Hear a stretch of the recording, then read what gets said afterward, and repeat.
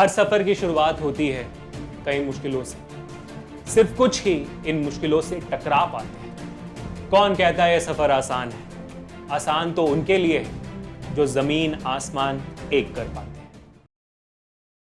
Class 11th और 12th के physics का एक ऐसा टॉपिक जिससे मैं बहुत डरता था भाई साहब, और वो थे वेक्टर्स। वेक्टर्स ना मुझे 11th में समझ आए थे, ना बिल्कुल भी 12th में समझ आए थे। तो आज ये जो सेशन है मेरे लिए बहुत ज्यादा स्पेशल है, क्योंकि आज मैं सिर्फ आपको ये प्रूव नहीं करने वाला हूं कि वेक्टर्स बहुत ईजी हैं। इनफैक्ट आज मैं ये अपने आप को प्रूव करने वाला हूं कि वेक्टर्स बहुत ज्यादा ईजी है। इतने सालों से जो मेरा डर रहा है वो आज मैं आपके सामने निकालने वाला हूं। और इनफैक्ट जब मैं आपके लिए इस टॉपिक को इजी बनाने की कोशिश कर रहा था, मुझे लगा यार ये तो एक्चुअली में बहुत इजी है यार, थोड़ा सा अगर मैं ध्यान दे देता तो शायद उस वक्त मेरे मार्क्स 11th ग्रेड में या 12th ग्रेड में और अच्छे आ जाते, है ना। तो आज हम वेक्टर्स को इतने डिटेल में समझेंगे और ये एक सिंगल वीडियो है, और ये जो आज हम समझने वाले हैं वेक्टर्स का ये सेशन एक वन शॉट होने वाला है। इसमें आज हम कोई प्रॉब्लम्स न्यूमेरिकल्स नहीं करने वाले हैं। हमारा एक चैप्टर डेडिकेटेड है वेक्टर्स के लिए, हम उस वक्त न्यूमेरिकल्स वगैरह कर लेंगे।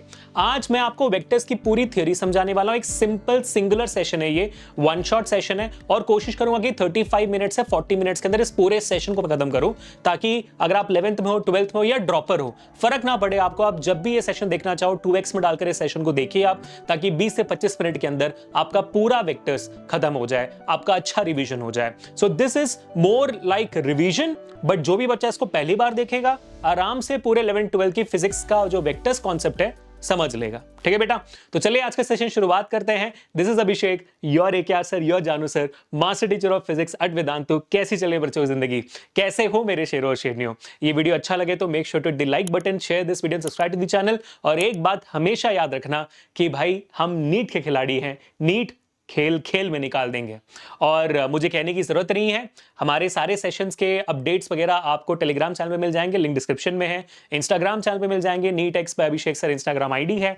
और हर एक सेशन के नोट्स इंक्लूडिंग आज के जो भी मैं बोर्ड पे लिखता हूं उसका भी लिंक डिस्क्रिप्शन में है। वहां पर नोट्स डेली अपडेट होते हैं। आप बस एक बार उस शीट को डाउनलोड कर दोगे तो आपको किसी और चीज की जरूरत नहीं पड़ेगी। 2 साल पूरा आपको इसमें निपटाना, अगर आप 11th में हो, पूरे 1 साल 12th के लिए वन टाइम लॉगिन है, कर लो, हो गया, फ्री है एब्सोल्युटली। ठीक है, चलिए फिर शुरुआत करते हैं और मुद्दे पर आते हैं। ठीक है बेटा, तो वेक्टर्स में आज हम क्या क्या सीखेंगे मैं आपको सिंपल बता देता हूं। सबसे पहले आज हम सीखने वाले हैं कि भाई वेक्टर्स का in general 11th grade specific definition क्या होता है। क्योंकि ऐसी बात नहीं है कि आप पहली बार वेक्टर वर्ड सुन रहे हो, आपने स्केलर वेक्टर बहुत बार सुना हुआ है। तो वेक्टर क्वांटिटी क्या होती है उसका एक simple 11th grade specific definition आज हम सीखने वाले हैं। उसके बाद हम ये समझेंगे कि भाई वेक्टर को रिप्रेजेंट कैसे किया जाता है। रिप्रेजेंटेशन ऑफ वेक्टर भी आज हम सीखने वाले हैं। ये आपके लिए कंप्लीटली नया टॉपिक होगा, क्योंकि आपके लिए वेक्टर क्या है सर? फोर्स एक वेक्टर है, 20 Newton's in right direction, vector खत्म, मैग्नीट्यूड डायरेक्शन हो गया। अब इसको रिप्रेजेंट क्या करना होता है? तो हाँ, 11th ग्रेड में हम सीखते हैं कि भाई वेक्टर को कैसे रिप्रेजेंट करते हैं, जो 12th ग्रेड तक आपको फॉलो करना होता है। उसके बाद अगर हम आगे बढ़ेंगे तो तीसरा पॉइंट हमारा आता है आप सबका चहीता types of vector. Types of vector में हम समझते हैं कि भाई different different types of vectors भी होते हैं, जिसमें से 2 या 3 बहुत इंपॉर्टेंट होते हैं जो आपको पूरी जिंदगी भर याद रखना अगर आप इंजीनियरिंग फील्ड चूज करते हो तो। ठीक है, और यहां पर ऑफ कोर्स ये बात है, अगर आप इंजीनियरिंग फील्ड चूज नहीं कर रहे हो क्योंकि आप नीट की तैयारी के लिए आए हो, तो 11th 12th का फिजिक्स तो भाई आपको करना ही पड़ेगा वेक्टर्स में, जहां पे टाइप्स ऑफ वेक्टर्स आपको याद होना चाहिए, ना ही सिर्फ फिजिक्स के लिए बल्कि मैथमेटिक्स के लिए भी।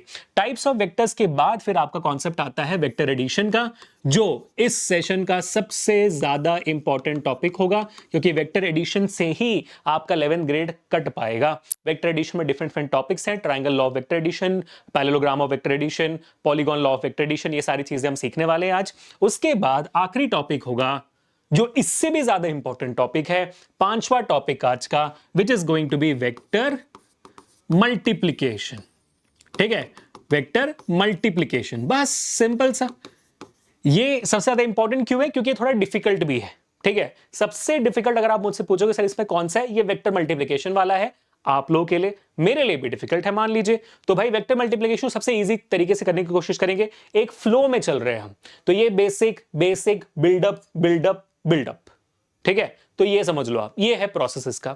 अब उसके बाद जो आखिरी टॉपिक होगा हमारा वो होगा resolution of a vector. Resolution of vector के साथ आपका वेक्टर का कॉन्सेप्ट खत्म हो जाता है। इसके अलावा आपको पूरे 11th और 12th ग्रेड में नीट लेवल तक के फिजिक्स में आपको कोई भी और चीज वेक्टर रिलेटेड समझने की जरूरत नहीं है। तो आज सिर्फ ये 6 चीजें हैं गाइस, इन 6 चीजों को हम पूरा पीछे पड़ जाएंगे जब तक हम समझ ना लें। ठीक है, मैं पूरी कोशिश करूंगा आपको सबसे सिंपलेस्ट डेफिनेशंस और सबसे सिंपलेस्ट एक्सप्लेनेशन देने की। अच्छा लगता है एज आई सेड तो please hit the like button, share and subscribe to channel. Comment से मुझे बताना कितना इजी लगा आपको। ठीक है, चलिए फिर शुरू करते हैं और सीधा सीधा उड़कर आते हैं हमारे डेफिनेशन पे कि वेक्टर्स का डेफिनेशन क्या है। आप देखोगे कि भाई मैंने सिर्फ हेडिंग लिखी हुई है और इसके बाद जो भी हमारे टॉपिक्स आएंगे आप देखो सिर्फ हेडिंग लिखी है मैंने, कुछ भी और मेरे साइड से मैंने बनाया नहीं है, लिखा नहीं है, क्योंकि मैं लाइव आपके सामने नोट्स बनाना चाहता हूं ताकि आप मेरे साथ नोट्स बना सको और यही नोट्स आपको मिल भी सके वैसे कि वैसे ही। आप प्रिंट आउट निकालना चाहो तो निकाल सकते हो और अपने नोट्स खुद भी बना सकते हो। मेरी रिक्वेस्ट इतनी होगी कि एनसीईआरटी किताब भी साथ में लेकर बैठना, नोटबुक और पेन साथ लेकर बैठना मेरे साथ। लेकिन आप देखोगे सिर्फ मैंने हेडिंग लिखा है तो सारे डायग्राम वगैरह लाइव होने वाले हैं आपके सामने भी। ठीक है, तो भाई वेक्टर्स का डेफिनेशन क्या होता है पहले ये समझते हैं। वेक्टर के डेफिनेशन से पहले हम थोड़ा सा बेस पे जाते हैं, क्योंकि हम जो भी चीज समझेंगे डीप में समझेंगे ना। तो सबसे पहले हमने एक चीज सीखी है जिसको हम कहते हैं फिजिकल क्वांटिटी, है ना। फिजिकल क्वांटिटी क्या होती है? कोई भी क्वांटिटी जिसको आप मेजर कर सकते हो।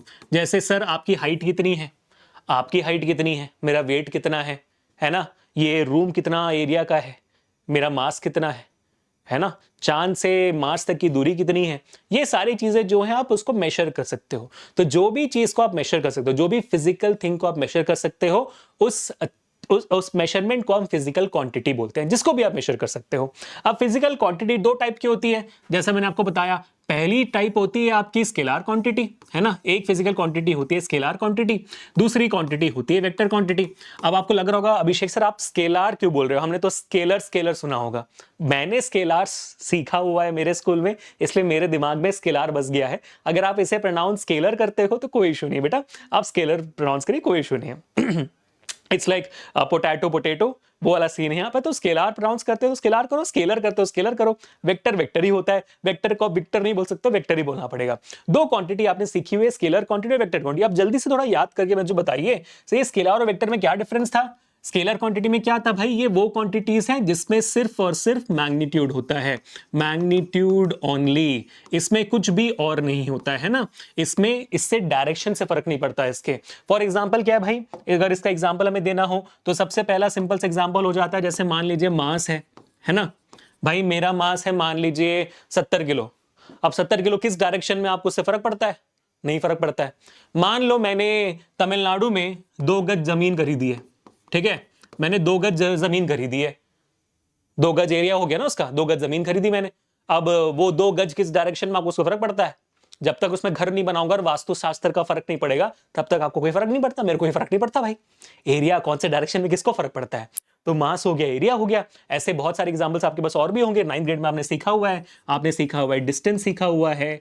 डिस्टेंस भाई मैं 10 किलोमीटर चल रहा हूँ, किस डायरेक्शन चल रहा हूँ क्या फर्क पड़ता है भाई? वेट लॉस हो जाए बड़ी बात है, डिस्टेंस हो जाता है। उसके बाद आपका वो भी स्पीड भी हो जाता है ना। मैं 20 किलोमीटर प्रति घंटे की रफ्तार से दौड़ रहा हूं, बहुत अच्छी बात है भाई, वेट लॉस होगा, बहुत अच्छी बात है। ठीक है, तो बढ़िया, ये आपके एग्जांपल्स हो जाते हैं।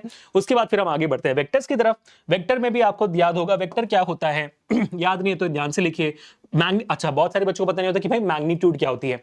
मैग्नीट्यूड का मतलब होता है बेटा जो भी वैल्यू होती है उसको हम मैग्नीट्यूड कहते हैं। मुझे सॉरी, हाँ मैं मिस कर गया, क्योंकि हम डीप में जा रहे हैं, मैं आपको बेसिक्स चीजें समझाना चाहता हूं। मैग्नीट्यूड क्या होती है? वैल्यू होती है। ठीक है, जैसे mass 20 kg is equal to mass, ठीक है, इसमें जो 20 है वो वैल्यू है और जो kg है वो यूनिट है। ठीक है, तो ये वैल्यू इसको हम मैग्नीट्यूड कहते हैं। एरिया 20 मीटर स्क्वायर, 20 वैल्यू वो मैग्नीट्यूड है। डिस्टेंस 20 किलोमीटर, 20 मैग्नीट्यूड है। स्पीड 20 मीटर पर सेकेंड, 20 आपका मैग्नीट्यूड है। तो जो भी वैल्यू उसकी होती है उसको हम मैग्नीट्यूड कहते हैं। ठीक है बेटा, सॉरी मैंने आपको पहले नहीं बताया। अब बात करते हैं वेक्टर की। वेक्टर क्या होता है? वेक्टर में आपका मैग्नीट्यूड भी होता है एंड डायरेक्शन भी होता है। ठीक है, यानी कि अगर मैं आपको सिंपल सा एग्जांपल दूं, घर पे मार पड़ती होगी, नहीं पड़ती है? झूठे। मुझे तो बहुत पड़ती थी भाई। ठीक है, तो जब मम्मी या पापा आते हैं ऐसे हाथ उठाकर, चाटा मारने के लिए ऐसे आते हैं। तो भाई फोर्स तो लगता ही है, चाटे पे, चेहरे पे फोर्स तो लगता ही है ना। लेकिन ये बहुत जरूरी है समझना कि किस डायरेक्शन से पिटाई आ रही है, किस डायरेक्शन थप्पड़ आ रहा है, जरूरी है ना, ताकि हम ब्लॉक कर सके, सर झुका सकते, डॉज कर सके। तो इसलिए बहुत जरूरी होता है कि भाई ये जो फोर्स है किस डायरेक्शन से आ रही है वो हमें पता चले। तो कुछ क्वांटिटीज ऐसी होती हैं जहां उनके डायरेक्शन से हमें बहुत फर्क पड़ता है। जैसे मैंने अभी आपको बताया, फोर्स का डायरेक्शन बहुत जरूरी है। आजकल के तो मम्मी पापा बहुत बहुत ज्यादा शानदार हो गए हैं, है ना, मैं कुछ और कहना चाहता हूं बट शानदार हो गए हैं, बहुत ज्यादा दिमागी हो रहे हैं। वो ऐसे ऐसे ऐसे आते हैं और ऐसे मार देते हैं, है ना। अगर आप इस बात से एक्सपीरियंस हो तो make sure hit the like button and let me know in the comment section. ठीक है, जिसमें मैग्नीट्यूड और डायरेक्शन दोनों होता है। ठीक है बेटा, अब मैग्नीट्यूड और डायरेक्शन यानी कि नंबर 1 यहां पर मान लीजिए फोर्स ही हो गया। फोर्स का मैग्नीट्यूड भी पता होना चाहिए, डायरेक्शन भी पता होना चाहिए। इसलिए हम फोर्स को सिर्फ नहीं बोल सकते भाई फोर्स 20 न्यूटन है, 20 उसका मैग्नीट्यूड हो गया, न्यूटन उसका एसआई यूनिट हो गया। लेकिन फोर्स किस डायरेक्शन में बताना जरूरी है। 20 newton in the x axis, 20 newton towards the y axis, या तो 20 newton towards the west, 20 newton towards the south, 20 newton towards the north east. आपको डायरेक्शन स्पेसिफाई करना बहुत जरूरी होता है। किसी भी वेक्टर क्वांटिटी को अगर आप डायरेक्शन बिना स्पेसिफाई करते हो तो लोग आपको नूब बोलेंगे। क्या आप नूब हो? नहीं है ना, मैं भी नहीं हूं नूब, आप भी ना हो। ठीक है, चलो तो फोर्स हो गया। उसके बाद आपने 9th ग्रेड में दोबारा सीखा हुआ है वेलोसिटी, है ना। वेलोसिटी होती है आपका क्या कहते हैं वेक्टर क्वांटिटी। आपने सीखा हुआ है भाई आपका मोमेंटम होता है वेक्टर क्वांटिटी, है ना। मोमेंटम आपकी वेक्टर क्वांटिटी होती है। 9th ग्रेड में अगेन आपने सीखा था मोमेंटम वेक्टर क्वांटिटी होती है। ऐसे बहुत सारे आपके एग्जांपल है जहां पर आपको मेंशन करना होता है कि क्या है डायरेक्शन ऑफ मैग्नीट्यूड। डिस्प्लेसमेंट भी आप ऐड कर दीजिए, अगर आपको ऐड करना है तो आप ऐड कर सकते हो। ठीक है, तो ये आपका basic definition of the vector का क्या होता है। डेफिनेशन दोबारा स्पेसिफाई करता हूं मैं, एक फिजिकल क्वांटिटी जिसकी मैग्नीट्यूड और डायरेक्शन दोनों होती है उसको हम वेक्टर कहते हैं। एक फिजिकल क्वांटिटी जिसकी सिर्फ मैग्नीट्यूड होती है उसको हम स्केलर क्वांटिटी कहते हैं। वेक्टर अगर कोई क्वांटिटी है तो फिर उसका मैग्नीट्यूड और डायरेक्शन दोनों स्पेसिफाई करना बहुत जरूरी होता है, चाहे कोई भी हो। जैसे वेलोसिटी हो जाता है तो 20 किलोमीटर पर आवर की स्पीड से मैं चल रहा हूं, वेलोसिटी से चल रहा हूं, इस डायरेक्शन में बोलना बहुत जरूरी है, वरना आप नूब कहलाओगे और आप नूब तो है नहीं, है ना। चलो अब आगे बढ़ते हैं बेटा। तो आपको क्लियर समझ में आ गया कि डेफिनेशन क्या है। चलिए इसको नोट डाउन कर लीजिएगा। अब आगे बढ़ते हैं और सीधा मुद्दे पर आते हैं कि एक वेक्टर को रिप्रेजेंट कैसे करते हैं। डेफिनेशन मेरे ख्याल से 70-75% बच्चों को पता होगा, आपको पता होगा, शायद नहीं पता था तो अभी आपको समझ में आ गया। लेकिन ये जो रिप्रेजेंटेशन वाली बात है ये शायद किसी को पता नहीं होती कि भाई वेक्टर को रिप्रेजेंट कैसे करते हैं। ठीक है, चलिए हम एग्जांपल उठाते हैं हमारे फोर्स का ही, और फोर्स के एग्जांपल से ही हम आगे बढ़ते हैं। ठीक है, अगर मुझे रिप्रेजेंट करना है वेक्टर को, ठीक है, मान लीजिए मैं रिप्रेजेंट कर रहा हूं फोर्स को। ठीक है, तो फोर्स का डिनोशन हम किससे करते हैं? एफ से करते हैं। ठीक है, अगर मुझे f को बताना है कि f एक वेक्टर है तो मैं क्या करूंगा, मैं f के ऊपर एक एरो मार्क डाल दूंगा। क्या डाल दूंगा मैं? Arrow mark. तो जो एरो मार्क होता है वो वेक्टर का सिंबलाइजेशन होता है, रिप्रेजेंटेशन होता है, उसको हम सिंबल वो डालते हैं। जैसे करंट को हम I बोलते थे, उसका रिप्रेजेंटेशन, फोर्स को हम F बोलते हैं, वैसे वेक्टर का सिंबल एरो मार्क होता है। तो एरो मार्क हमेशा राइट की तरफ होता है, लेफ्ट की तरफ एरो मार्क नहीं होता है, ये याद रखना, because right is always right. तो राइट की तरफ आपको एरो मार्क डालना है, तब जाकर आपका वो वेक्टर बनेगा, लेफ्ट नहीं डालना है। ठीक है, तो आपका F is nothing but your right side vector. खत्म हो गया F वेक्टर। वैसे अगर मुझे डालना हो मान लीजिए वेलोसिटी, है ना, तो वेलोसिटी का अगर मुझे वेक्टर डालना हो तो वेलोसिटी मैंने लिखा और उसके बाद मैंने v लिखा, उसके बाद मैंने ऊपर एक डंडी डाल दिया, एरो मार्क डाल दिया, तो फिर आपका वेलोसिटी वेक्टर बन गया। तो this is how vectors represented. ठीक है, तो ये आपका वेक्टर्स रिप्रेजेंटेशन है। अब ये जनरल तरीका है, ठीक है, लेकिन बहुत सारी किताबें आप रेफर करने वाले हो नीट की में, बहुत सारे डिफरेंट किताबें होंगे आपके नीट के प्रिपरेशन के लिए, 11th 12th के बोर्ड्स के प्रिपरेशन के लिए। तो उस दौरान आपको कुछ किताबों में वेक्टर्स को जो रिप्रेजेंटेशन डिफरेंट तरीके से भी दिखेगा। जैसे अगर मुझे इसको डिफाइन करना है बुक्स के सेंस में, तो कभी कभी आपका जो है आपका वेक्टर बोल्ड में लिखा जाता है। ठीक है, अगर कोई भी प्रोडक्ट वेक्टर है आपका तो उसको बस ऐसे बोल्ड कर देते हैं, एफ ऐसे मैं लिख रहा हूं यहां पर, इसको मैंने बोल्ड कर दिया ऐसे प्यार से, तो ये बन जाता है मेरा वेक्टर। ठीक है, वैसे अगर मैं वेलोसिटी लिखूंगा तो वेलोसिटी लिखकर उसको बोल्ड कर दूंगा मैं। ठीक है, देखिए ऐसे, तो फिर वो वेक्टर बन जाएगा, ऐसे बोल्ड कर देंगे आपके वहां पे। तो बुक्स में बुक्स में बोल्ड होता है, कभी कभी, सारे बुक्स में नहीं, कभी बहुत सारे बुक जैसे एनसीईआरटी है, एनसीईआरटी में कुछ कुछ जगहों पर वो बोल्ड करता है, बाकी सारे जगहों पर वो एरो मार्क है। ठीक है बेटा, क्लियर है।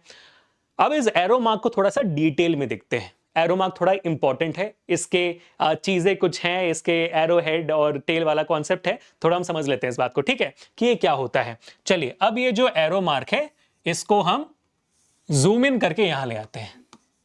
ठीक है, जूम इन करके यहां ले आते हैं, तो यहां पर कैसा दिखेगा वो भाई आपका एरो मार्क? आपका एरो मार्क यहां पर फिर ऐसे दिखेगा जूम इन करने के बाद।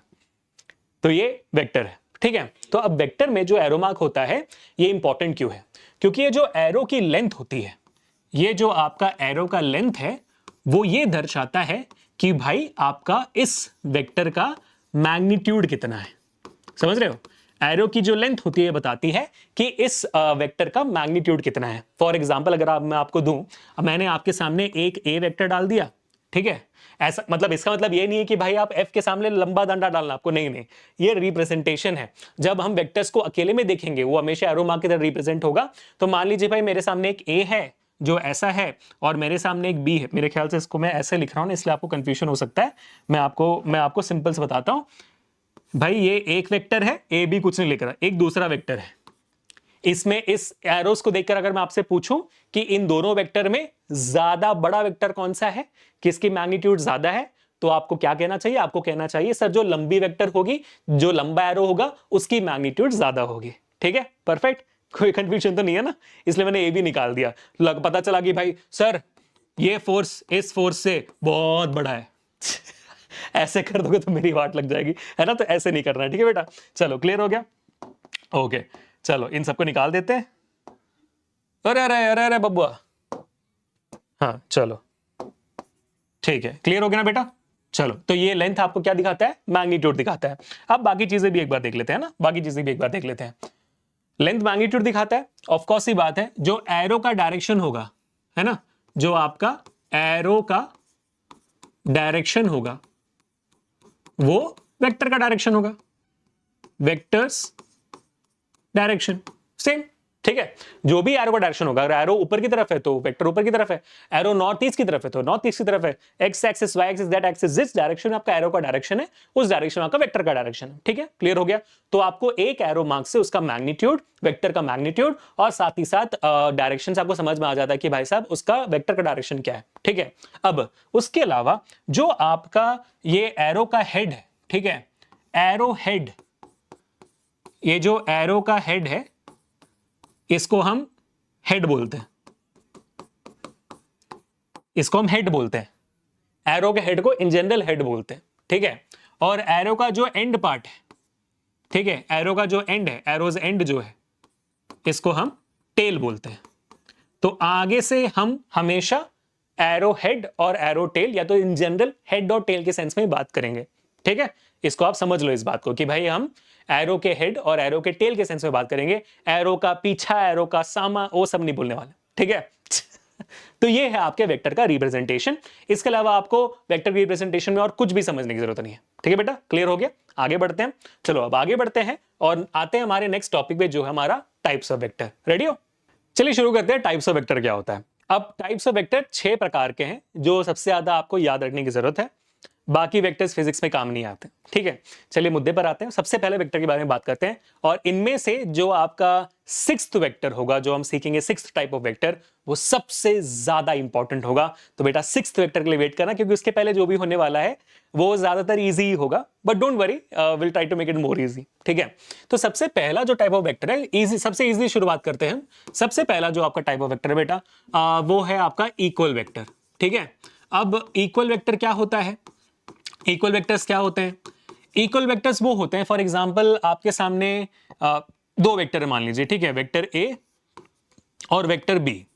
ठीक है, आप देखोगे इन दोनों का जो एरो का लेंथ है और जो आपका एरो का डायरेक्शन है वो दोनों सेम है। तो वो वेक्टर्स जिनका मैग्नीट्यूड और डायरेक्शन दोनों सेम होता है उनको हम इक्वल वेक्टर्स बोलते हैं। नाम में ही है भाई, दोनों वेक्टर्स इक्वल है तो इसलिए इक्वल वेक्टर्स, है ना? तो इसका डेफिनेशन क्या होगा, एक बार लिख दें यहां पर, आप भी मेरे साथ लिखते जाइए। वेक्टर्स with same magnitude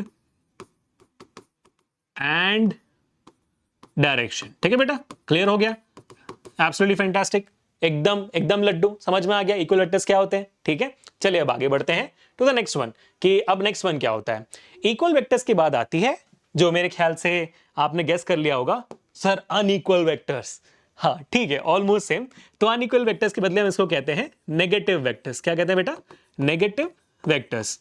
अब नेगेटिव वेक्टर्स क्या होते हैं? शायद आप नाम से समझ पा रहे हो कि नेगेटिव वेक्टर्स क्या होते हैं। नेगेटिव वेक्टर्स वो होते हैं जैसे मान लीजिए आपके सामने एक वेक्टर है ऐसे और दूसरा वेक्टर है बी, जो इक्वल हो सकता है, नहीं भी हो सकता है, लेकिन ऑपोजिट डायरेक्शन में है आपके पहले वेक्टर का। जैसे ए वेक्टर आपका जो वेक्टर ए है वो इस डायरेक्शन में है और आपका जो बी वेक्टर है वो इस डायरेक्शन में है। अब ये मत बोलना सर अभिषेक सर आपने तो बोला था ना कि बी के ऊपर या एफ के ऊपर उल्टा मतलब लेफ्ट मत ना डालना, इसलिए मैं बोल रहा हूं यहां पर मैं ऐसे बी वेक्टर नहीं लिख रहा, मैं रिप्रेजेंट नहीं कर रहा हूं, मैं क्या कहते हैं आपके वेक्टर को, मैं वहां पर एक एक्चुअल वेक्टर बना रहा हूं। कंफ्यूज नहीं होना, मेरे 11th ग्रेड में भी ऐसे छोटी छोटी गलतियां होती थी मुझसे, कंफ्यूज मत होना। ये इनफैक्ट एक वेक्टर है जिसको मैंने बी नाम दिया हुआ है, ये फोर्स वेक्टर ऐसे टाइप ऑफ वेक्टर नहीं है, मैं रिप्रेजेंट नहीं कर रहा। ठीक है, तो यहां पे आप देख सकते हो कि भाई नेगेटिव वेक्टर क्या हुआ, वो वेक्टर्स जो इक्वल हो भी सकते हैं, नहीं भी हो सकते, लेकिन उनका डायरेक्शन ऑपोजिट है ना। Vectors with different direction, vectors with opposite direction. ठीक है, opposite direction to each other, इसको हम क्या कहते हैं बेटा? इनको हम कहते हैं नेगेटिव वेक्टर्स। ठीक है, तो आपके सामने मैंने डेफिनेशन भी लिखते जा रहा हूं एक एक करके। ठीक है, ये भी हो गया सेकंड वाला। चलिए अब आते हैं हमारे तीसरे पॉइंट पे। तीसरा वेक्टर कौन सा चाहिए आपको? तो आपका इक्वल वेक्टर हो गया, नेगेटिव वेक्टर हो गया, इसके बाद आती है एक बहुत ही इंटरेस्टिंग वेक्टर जिसको हम कहते हैं, यहां पे नोट डाउन करेंगे सब लोग, जिनको हम कहते हैं पोजीशन वेक्टर। अब पोजीशन वेक्टर आपके फिजिक्स के सेंस में बहुत ज्यादा इंपॉर्टेंट है, बहुत ज्यादा, क्योंकि आपको बहुत सारे ऑब्जेक्ट्स की पोजीशन वेक्टर निकालनी पड़ेगी, बहुत सारे क्वांटिटीज की पोजीशन वेक्टर निकालनी पड़ेगी, तो आपको समझना चाहिए कि भाई पोजीशन वेक्टर बहुत बहुत जरूरी है। अब पोजीशन वेक्टर का अगर आप नाम से ही डेफिनेशन निकालने की कोशिश करोगे तो क्या निकालोगे? वो वेक्टर जो आपको पोजीशन देता है उसको हम पोजीशन वेक्टर बुलाते हैं, खत्म, उतना ही है। Vector which gives us the position of an object. कितना आसान हो गया ना यार, कितना आसान हो गया। अभिषेक सर क्या कर रहे हो आप, फिजिक्स को इतना इजी भी नहीं बनाना था, है ना। पोजीशन, तो पोजीशन वेक्टर क्या होता है? Vector that defines the position of a quantity, object, जो लिखना आप लिख सकते हो। लेकिन जब भी आप किसी भी ऑब्जेक्ट का पोजीशन डिफाइन करते हो उसको किसी और चीज के साथ बताना पड़ता है। जैसे अभिषेक सर कहां पर है?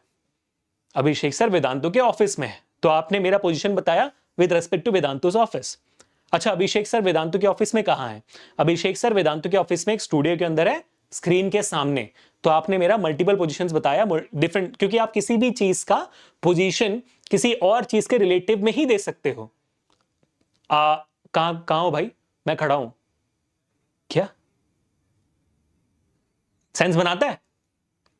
क्या कर रहे हो भाई? मैं खड़ा हूं, सेंस बनाता है। कहां हो? Where are you? You can not reply saying कि भाई I am standing. Where are you standing? That's more important. I am standing at the bus stop, तुम्हारे बिल्डिंग के ग्राउंड फ्लोर पे। तो मुझे पोजीशन बताने के लिए किसी और चीज के, किसी और ऑब्जेक्ट के विद रेस्पेक्ट बताना होता है, ऐसे नहीं बता सकते, है ना। तो इसी वजह से यहां पर भी डेफिनेशन में हमें बताना पड़ेगा विद रेस्पेक्ट टू क्या? तो vector that defines the position of a quantity or an object with respect to origin. अब ये ओरिजिन कुछ भी हो सकती है, पेड़, पौधा, बिल्डिंग, बस स्टॉप, कुछ भी हो सकती है, लेकिन हमारे फिजिक्स में ओरिजिन क्या है? ग्राफ का वो सेंटर वाला पॉइंट। तो यहां पर हमारे लिए मोस्टली वो ओरिजिन, वो ही पॉइंट होगी। ठीक है, चलो मैं आपको एक एग्जांपल दिखाता हूं। ठीक है बेटा, तो इसको आप ध्यान से देखो, एग्जांपल आपके सामने अपने आप प्रकट हो जाएगा। जैसा कि मान लीजिए कि आपके सामने एक्स वाई ग्राफ है, ये एक्स एक्सिस है और ये वाई एक्सिस है यार, लेकिन अभी 11th में आ गए, जेड को भी डाल ही देते हैं। चलो, ये आपका जेड एक्सिस भी आ गया। ठीक है, क्लियर है ना। अब मान लीजिए कि भाई आपके सामने एक प्यारा सा पार्टिकल है या तो ऑब्जेक्ट है, जिसको हम बोलते हैं इस जो पार्टिकल का नाम है पी। ठीक है, पार्टिकल भाई पी, और वो इस पहले पोजीशन पे है। तो मैं इस पार्टिकल का पोजीशन वेक्टर कैसे निकालूंगा? मुझे सिंपल तरीके से ओरिजिन से अगर मैं आपको ये डिस्टेंस बता दूं तो फिर बता दो कि हाँ सर पोजीशन वेक्टर बता, आपने बता दिया पोजीशन क्या है इसका। एक्स एक्सिस के सेंस में, आपके एक्स एक्सिस के सेंस में और आपके वाई एक्सिस सेंस में अगर मैं आपको बता दूं सर 3,2 है इसका कोऑर्डिनेट, हाँ भाई खत्म हो गया पोजीशन वेक्टर, बस वही है पोजीशन वेक्टर। ठीक है, पोजीशन वेक्टर को मैं डिफाइन कैसे करता हूं? जैसे अभी ये मेरा ओरिजिन है, ओरिजिन से 1 तक का डिस्टेंस, तो पोजीशन वेक्टर को हम लिखते हैं R1। क्या लिखते हैं? R1। तो मेरा R1 vector will give you the position vector of this particular particle. ठीक है बेटा। अब मान लीजिए कि हमारा जो पार्टिकल है वो थोड़ा सा सरक कर यहां पर आ गया, मान लीजिए ठीक, थोड़ा सरक कर यहां पर आ गया। तो अगर मुझे यहां पर इसका वेक्टर बताना है तो मैं क्या करूंगा? मैं सिंपल तरीके से भाई ओरिजिन को इस पॉइंट से जोड़ दूंगा। तो ये जो मेरी डिस्टेंस होगी ये मेरी R2 वेक्टर होगी। ये मेरा मान लीजिए मेरा सेकंड पोजीशन है, ठीक है, तो ये मेरा बन जाएगा मेरा सेकंड वेक्टर R2 वेक्टर। तो जहां पर भी जिस पॉइंट पे भी विद रिस्पेक्ट टू ओरिजिन में आपको पोजीशन दे रहा हूं वो मेरा पोजीशन वेक्टर बनते जा रहा है। ठीक है, तो ये मेरा R1 वेक्टर हो गया, ये मेरा R2 वेक्टर हो गया। ठीक है बेटा, क्लियर हो गया? पोजीशन वेक्टर खत्म हो गया। तो क्या है position vector? Position vector defines the position of a particle or an object with respect to the origin. तो यहां पर पार्टिकल 1 थी, पार्टिकल 2 था, हमने पार्टिकल 1 को बताया कि भाई पार्टिकल 1 का पोजीशन बताओ, तो हमने ओरिजिन से उसको ज्वाइन किया और उस वेक्टर को हमने R1 वेक्टर बोला, है ना। तो क्योंकि ये वेक्टर है इसलिए बहुत जरूरी कि आप इस लाइन को एक एरो मार्क सेंड करें, इस लाइन को एक एरो मार्क सेंड करें, क्योंकि वो पोजीशन वेक्टर बता रहा है ना, वो वेक्टर है तो वेक्टर में एरो मार्क से बताएं। ठीक है, क्लियर हो गया। अब यहीं से आपका चौथा वेक्टर उभर कर आता है। ठीक है, चौथा वेक्टर क्या है? जैसे अगर मैं आपसे पूछूं कि भैया एक काम करिए और मुझे बताइए, थोड़ा कलर बदल देते हैं, नया कलर लाते हैं, नोट जितना कलरफुल होगा उतना पढ़ने में मजा आएगा ना। अगर मान लीजिए मैं आपसे पूछूं ये 1 और 2 के बीच में पहले पार्टिकल यहां था फिर पार्टिकल यहां पर पहुंचा, तो ये डिस्प्लेसमेंट कितना है? अगर मैं आपसे पूछूं तो जो वेक्टर एंड में निकलेगा उसको हम कहेंगे डिस्प्लेसमेंट वेक्टर। ठीक है, तो ये ब्लू कलर क्या है भाई? ये है आपका डिस्प्लेसमेंट वेक्टर। पहले आपका जो डिस्प्लेसमेंट वेक्टर में वेक्टर को भूल जाओ, डिस्प्लेसमेंट क्या होता है? Distance between the initial and the final point, the shortest distance between the initial and the final point, यही है। तो जब उसी डिस्प्लेसमेंट का वेक्टर बनाओगे तो डिस्प्लेसमेंट वेक्टर बन जाएगा। तो डिस्प्लेसमेंट वेक्टर आपको क्या देगा?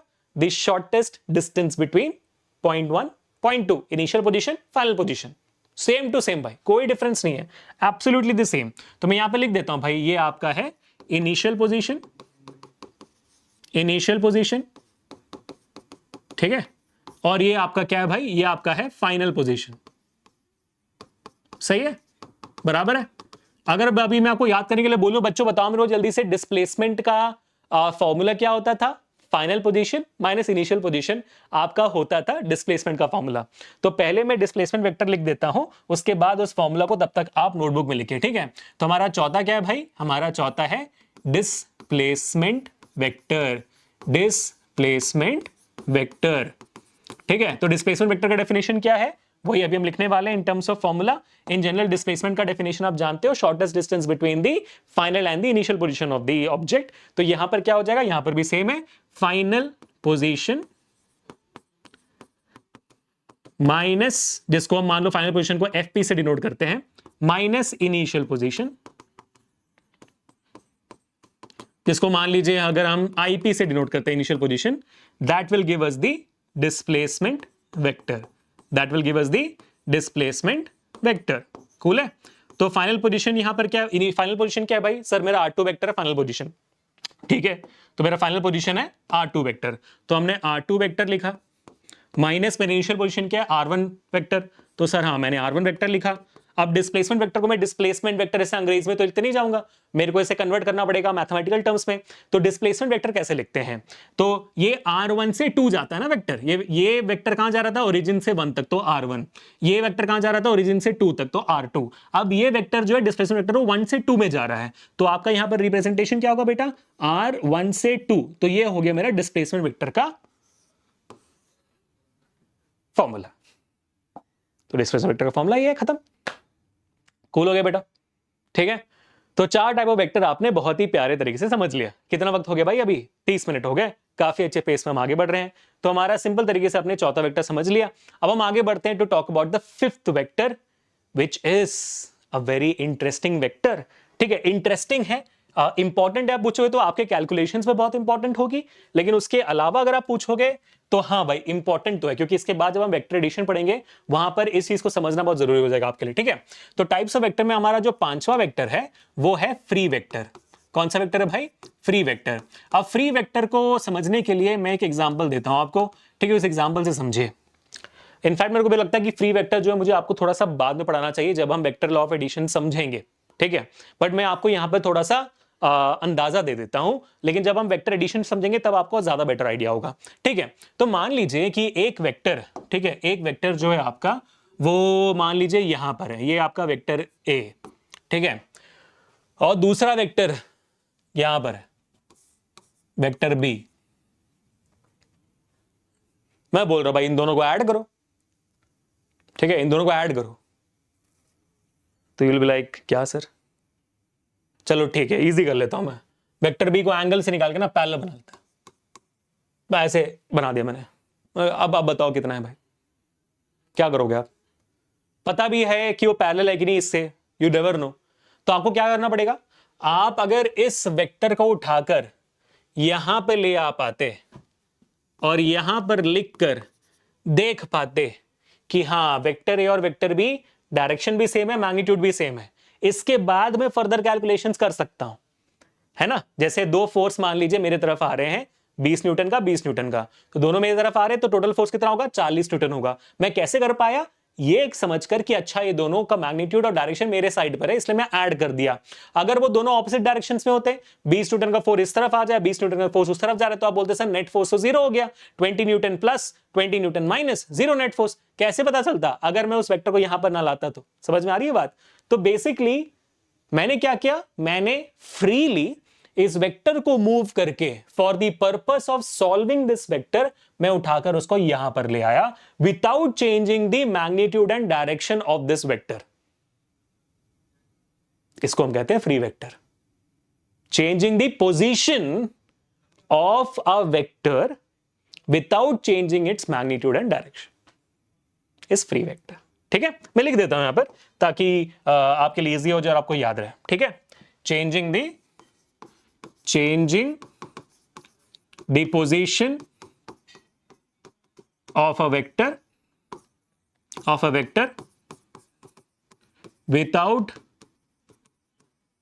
changing the magnitude and direction of a vector।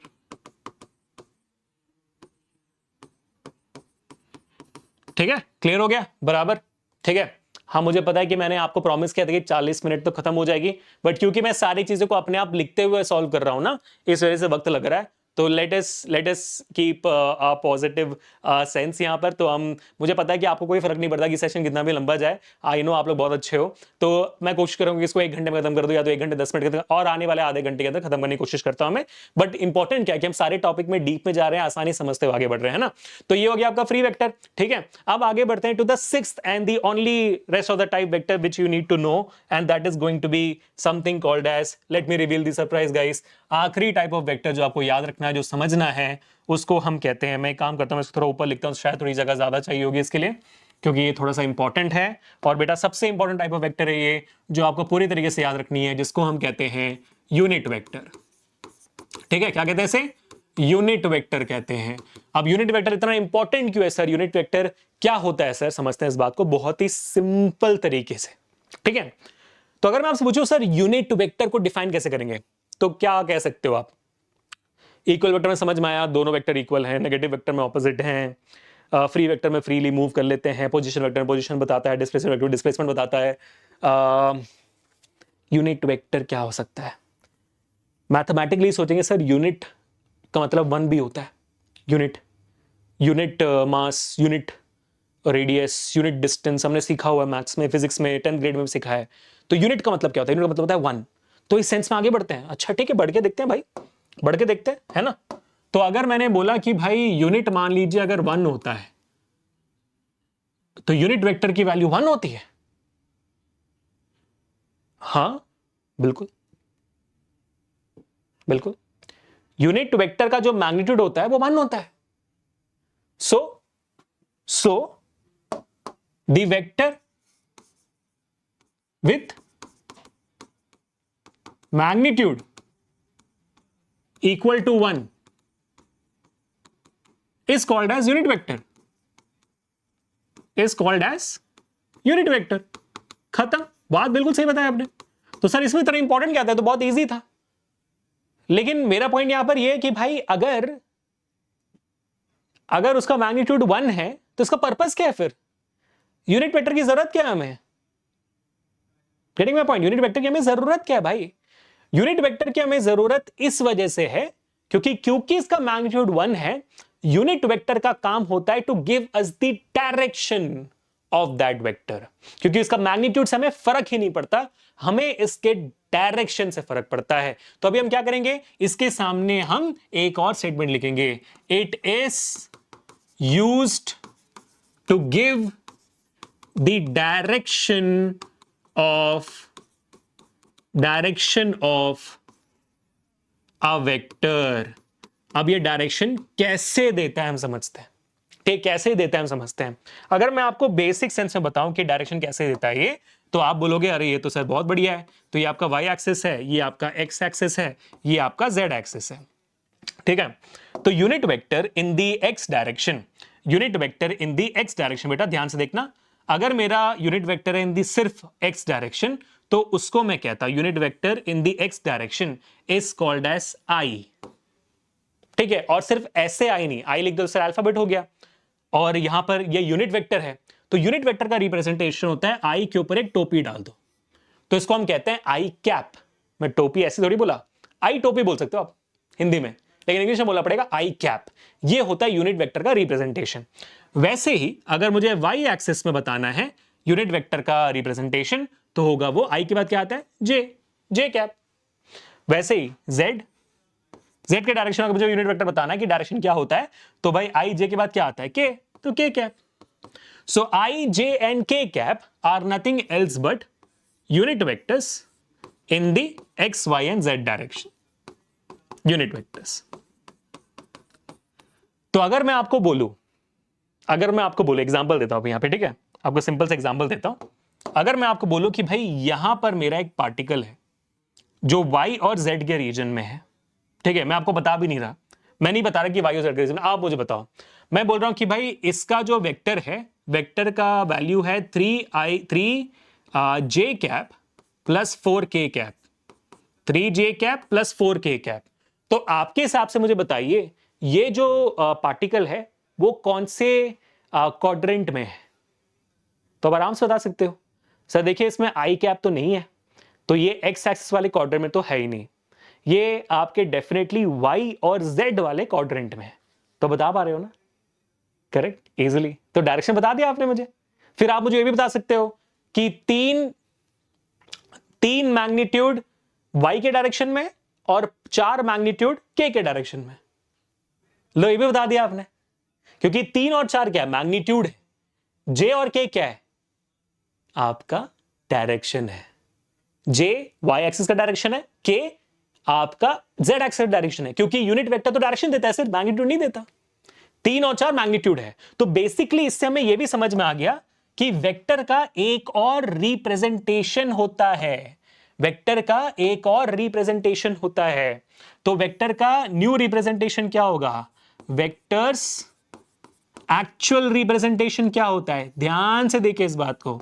अगर मुझे वेक्टर को रिप्रेजेंट करना है तो मैं कैसे रिप्रेजेंट करूंगा? अगर मैं मान लीजिए मेरे सामने एक वेक्टर है जिसको मैं कहता हूं ए वेक्टर है, तो ए वेक्टर को रिप्रेजेंट करने के लिए सबसे पहले मेरे को उसमें 2 चीजें चाहिए, मैग्नीट्यूड और डायरेक्शन।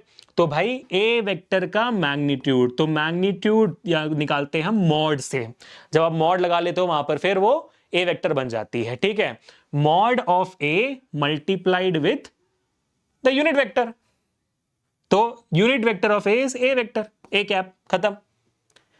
तो what is A vector? A vector is basically magnitude of A into the direction of A, correct वही है ना? तो mod of A into A cap, ये आपका हो जाता है वेक्टर्स एक्चुअल रिप्रेजेंटेशन।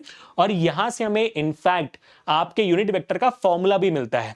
यहां से हमें क्लियरली आप देखो यूनिट वेक्टर का फॉर्मूला मिल रहा है, तो यहीं से हम डिराइव कर लेते हैं यूनिट वेक्टर्स फॉर्मूला। क्या है भाई यूनिट वेक्टर्स फॉर्मूला? यहां पर क्लियरली दिख रहा है सर। अगर मैं ए कैप को यहां पर रखूं और इसको नीचे ले जाऊं, तो ए वेक्टर को अगर मैं उसके मैग्नीट्यूड से डिवाइड कर देता हूं तो मुझे मिल जाती है यूनिट वेक्टर की वैल्यू, है ना? अब आप मुझे पूछोगे सर ये ए वेक्टर का मैग्नीट्यूड कैसे निकालते हैं? अरे हम बताते हैं भाई, हम बताते हैं ना, सिंपल सी बात है। देखो आप देखोगे फ्लो चार्ट बनते जा रहा है ना। अब यहां से बताता हूं कि भाई ए वेक्टर का मैग्नीट्यूड कैसे निकालते हैं, ठीक है? So A vector is actually, magnitude of A vector is equal to root of X square plus Y square plus Z square. ये होती है आपकी unit vector, sorry magnitude of A vector. For example अगर मैं आपको example देता हूं, ठीक है, अगर मैं आपको एग्जांपल देता हूं तो एग्जांपल को अच्छे से नोट डाउन करिए, ठीक है? एग्जांपल, अगर मान लीजिए मेरे पास एक वेक्टर है 3i cap just in case plus मान लीजिए 5j कैप प्लस कोई भी वैल्यू बता दो 4k कैप, है ना? 4k कैप, तो ij k कैप हो गया, तो मैग्नीट्यूड और डायरेक्शन सब पता चल गया। तो यहां पर 3, 5 और 4 क्या है? x, y और z है, ठीक है?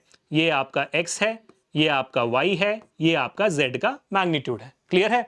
तो मेरा अगर ये मान लीजिए मेरा a वेक्टर है, तो मैग्नीट्यूड ऑफ a वेक्टर क्या होगा बेटा? आप निकालोगे रूट ऑफ एक्स स्क्वायर 3, तो 3 का होल स्क्वायर होगा, प्लस y आपका 5 स्क्वायर, तो 5 स्क्वायर होगा, प्लस z यानी कि 4 का स्क्वायर होगा। तो क्या वैल्यू आएगी आपकी वैल्यू आएगी रूट ऑफ 3 का स्क्वायर 9, 5 का स्क्वायर 25, 25 9 34, 4 का स्क्वायर 16, 34 प्लस 16 आपका बन जाता है 50। तो रूट ऑफ 50 आपकी वैल्यू आ जाती है। अब यहां पर रूट ऑफ 50 आप करोगे तो आपको प्रॉब्ली 1 और 2 के आसपास आपको वैल्यू आनी चाहिए, है ना? 7.1 के आसपास आपको वैल्यू आएगी। अब यहां पर आपको एक चीज ध्यान देनी है कि आपकी मैग्नीट्यूड ऑफ आपके जो मैग्नीट्यूड ऑफ ए वेक्टर है वो कभी भी नेगेटिव नहीं हो सकता, क्योंकि वहां पे मॉड लगा हुआ है। आप जानते हो मॉड की इस प्रॉपर्टी को ना, कि ए वेक्टर का मैग्नीट्यूड कभी भी नेगेटिव नहीं हो सकता है। तो इसको यहां पर नोट कर लीजिएगा। इसी वजह से जो भी वैल्यू यहां पर होगी उसको आपको साइन के साथ स्क्वायर करना है। मान लीजिए +5 के बदले -5 होता तो यहां पर आप -5 स्क्वायर लेते और -5 का स्क्वायर आपको पॉजिटिव वैल्यू देता। I hope you got the idea, है ना बेटा? तो ये कभी भी नेगेटिव नहीं हो सकती, तो इसको आप स्पेशल नोट डाउन कर लीजिए, स्पेशल तरीके से नोट डाउन कर लीजिए यहां पर। तो मैं यहां पर डिफरेंट कलर से नोट डाउन कर लेता हूं कि mod of A never negative, ठीक है? इसको मैं यहां पर नोट डाउन कर दिया, ठीक है? क्लियर हो गया बेटा? तो आप पूरा फंडामेंटली क्लियर हो गया। यूनिट वेक्टर क्या होता है? यूनिट वेक्टर क्या होता है भाई? यूनिट वेक्टर वो वेक्टर होती है जो आपको एक वेक्टर का डायरेक्शन देती है।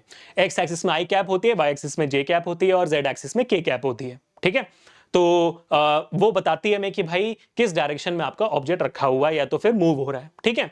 अब वेक्टर्स का फिर उस बेसिस में हमें वेक्टर का एक्चुअल रिप्रेजेंटेशन मिलता है। एक ए वेक्टर को आप magnitude of A vector A cap आप कर सकते हो, जिसकी वैल्यू मिल जाती है। ए कैप का फॉर्मूला मिल जाता है आपको, which is A vector upon mod of A vector. अब वहां से उठाकर फिर आप यहां पर लिख देते हो कि भाई ए वेक्टर को मॉड ऑफ ए वेक्टर कैसे निकालते हैं? X square plus Y square plus Z square. आपने वैल्यू निकाल दी, वैल्यू निकाल तो दी है, लेकिन हमने अभी तक ए कैप लिखा नहीं है। मैं ए कैप को लिख के भी दिखा देता हूं आपको। यह मॉड ऑफ ए वेक्टर लिखा। अब आपको लिखना क्या है यहां पर? सिंपल से भाषा में भाई, यहां से इसको थोड़ा और ऊपर ले जाते हैं यहां पर, तो आपको दिखेगा यहां पर क्या होगा। ए कैप में कैसे लिखूंगा? ए कैप में लिखूंगा ए वेक्टर कितना है भाई? यहां पे मैंने लिखा हुआ है 3i cap plus 5j cap plus 4k cap. A vector लिखा डिवाइडेड बाई आपका जो भी वैल्यू आया है मॉड ऑफ ए वेक्टर का, दैट इज 7.1। खत्म, यहीं पे छोड़ सकते हो आप, खत्म। लिख दिया हमने ए कैप की वैल्यू, इतना लिखना है, इसका आगे लिखना कुछ।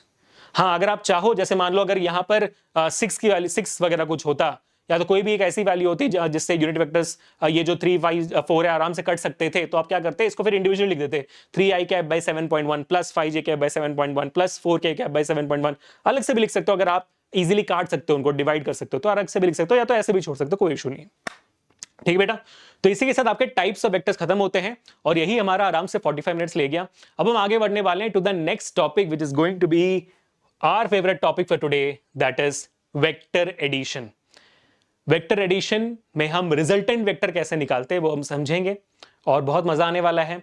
और वेक्टर एडिशन के बाद हम आगे बढ़ेंगे to the next and the last topic, probably नहीं last second topic, that is vector multiplication.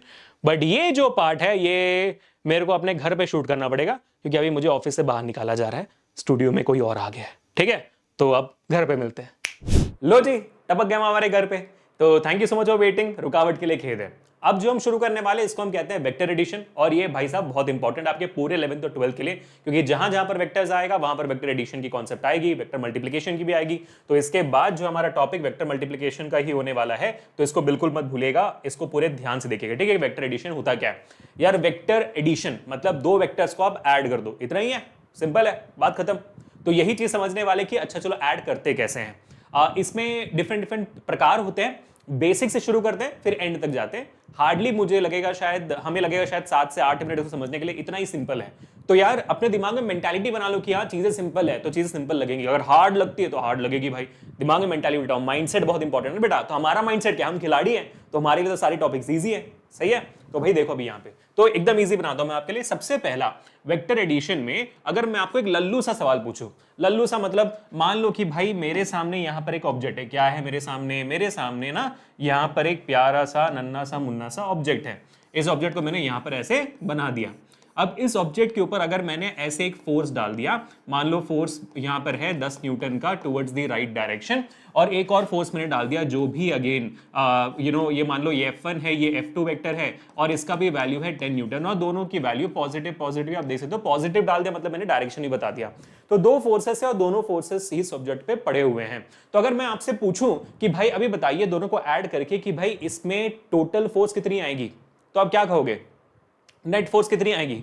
तो आप एकदम गर्व से कहोगे, सीना तान के कहोगे कि सर दोनों एक ही डायरेक्शन में, तो 10 न्यूटन ऐड हो जाएगा।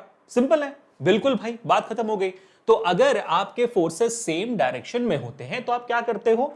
आप अपने फोर्सेस को सीधा का सीधा ऐड कर देते हो। सो F1 vector plus F2 vector आपको मिल जाती है, मान लीजिए आपकी F12 वेक्टर मिल जाती है, मान लीजिए, ठीक है।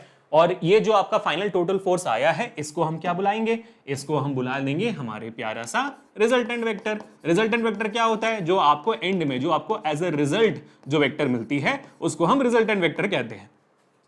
ठीक है, रिजल्ट में सम का रिजल्ट, सब्ट्रैक्शन का रिजल्ट, उस लॉ के बाद रिजल्ट, इस बात के बाद जो रिजल्ट जो वेक्टर बनेगा उसको रिजल्टेंट वेक्टर बोलेंगे। अब से समझ लो, मतलब बेटा आपका वेक्टर का जवाब क्या है ये बोलने के बदले बेटा रिजल्टेंट वेक्टर क्या है, बस ये पूछेंगे। ठीक है, क्लियर हो गया? तो अगर आपके सेम डायरेक्शन में है फोर्सेस तो आप सीधा ऐड कर देते हो, है ना। तो इसको भी हम थोड़ा सा नोट डाउन कर लेते हैं। तो when the forces are in the same direction और when the vectors are in the same direction, just add. ठीक है, बढ़िया। तो आप मुझे एक बात बताओ, इस सिनेरियो में दोनों फोर्सेस या तो दोनों के दोनों वेक्टर्स के बीच में एंगल कितना है? अगर मैं आपसे पूछूं कि एंगल कितना है, थीटा कितना है, तो आप क्या बताओगे? अब ये बताओगे ना सर, हाँ सर इस मामले में तो थीटा इज इक्वल टू 0 है। सही है, थीटा इज इक्वल टू 0 है क्योंकि दोनों तो फोर्स एक दूसरे से पैरेलल है, तो थीटा 0 हो गया, परफेक्ट है, कोई कंफ्यूजन तो नहीं। चलो अब आगे बढ़ते हैं। अब आपको मैं कहानी सुनाता हूं एक और बहुत ही प्यारी सी। ठीक है, तो मान लीजिए कि अब जो है सेम ऑब्जेक्ट है, ठीक है, सेम ऑब्जेक्ट है, लेकिन ऑफ कोर्स अभी आप कहानी समझ रहे होंगे कि अब मैंने एक फोर्स डाला इस डायरेक्शन, मान लीजिए F1 वेक्टर जो है आपका है प्लस 10 न्यूटन, और दूसरा वेक्टर एग्जैक्टली ऑपोजिट है, पैरेलल है लेकिन एग्जैक्टली ऑपोजिट है, और ये आपका F2 वेक्टर जो है मान लीजिए -20 न्यूटन, क्योंकि मैंने दूसरे डायरेक्शन में डाला हुआ है तो मुझे नेगेटिव लेना पड़ेगा ना। अब देखो, अगर आपको कंफ्यूजन है सर किस डायरेक्शन को पॉजिटिव किस डायरेक्शन नेगेटिव लिया जाता है, तो मैं आपको पहले ही बता देता हूं इसका कोई भी रूल नहीं है बेटा। आप किसी भी डायरेक्शन को पॉजिटिव या नेगेटिव ले सकते हैं, चाहे दुनिया में कोई भी कुछ बोल दे आपको, है ना। कोई भी टीचर आपको बोल दो नहीं यही लेना है वही लेना है, फिजिक्स में ऐसा कोई भी रूल नहीं है। हाँ, रूल नहीं है लेकिन क्या है, कन्वेंशन है कि हाँ तुम ऊपर के डायरेक्शन में पॉजिटिव लेना, नीचे के डायरेक्शन में नेगेटिव लेना, राइट के डायरेक्शन में पॉजिटिव लेना, लेफ्ट के डायरेक्शन में नेगेटिव लेना। ऐसे कन्वेंशन है, परंपरा है, कोई भी रूल नहीं है इसके ऊपर। समझ रहे हो, हर परंपरा रूल नहीं होती है। ये बात समझ रहे हो ना आप? क्लियर हो गया आपको? ठीक है, जैसे भाई परंपरा चलती आ रही है कि हर दिन सुबह उठ के नहाना है, तो आप करते हो हर दिन सुबह उठ के नहाते हो? नहीं ना। बात समझ गए?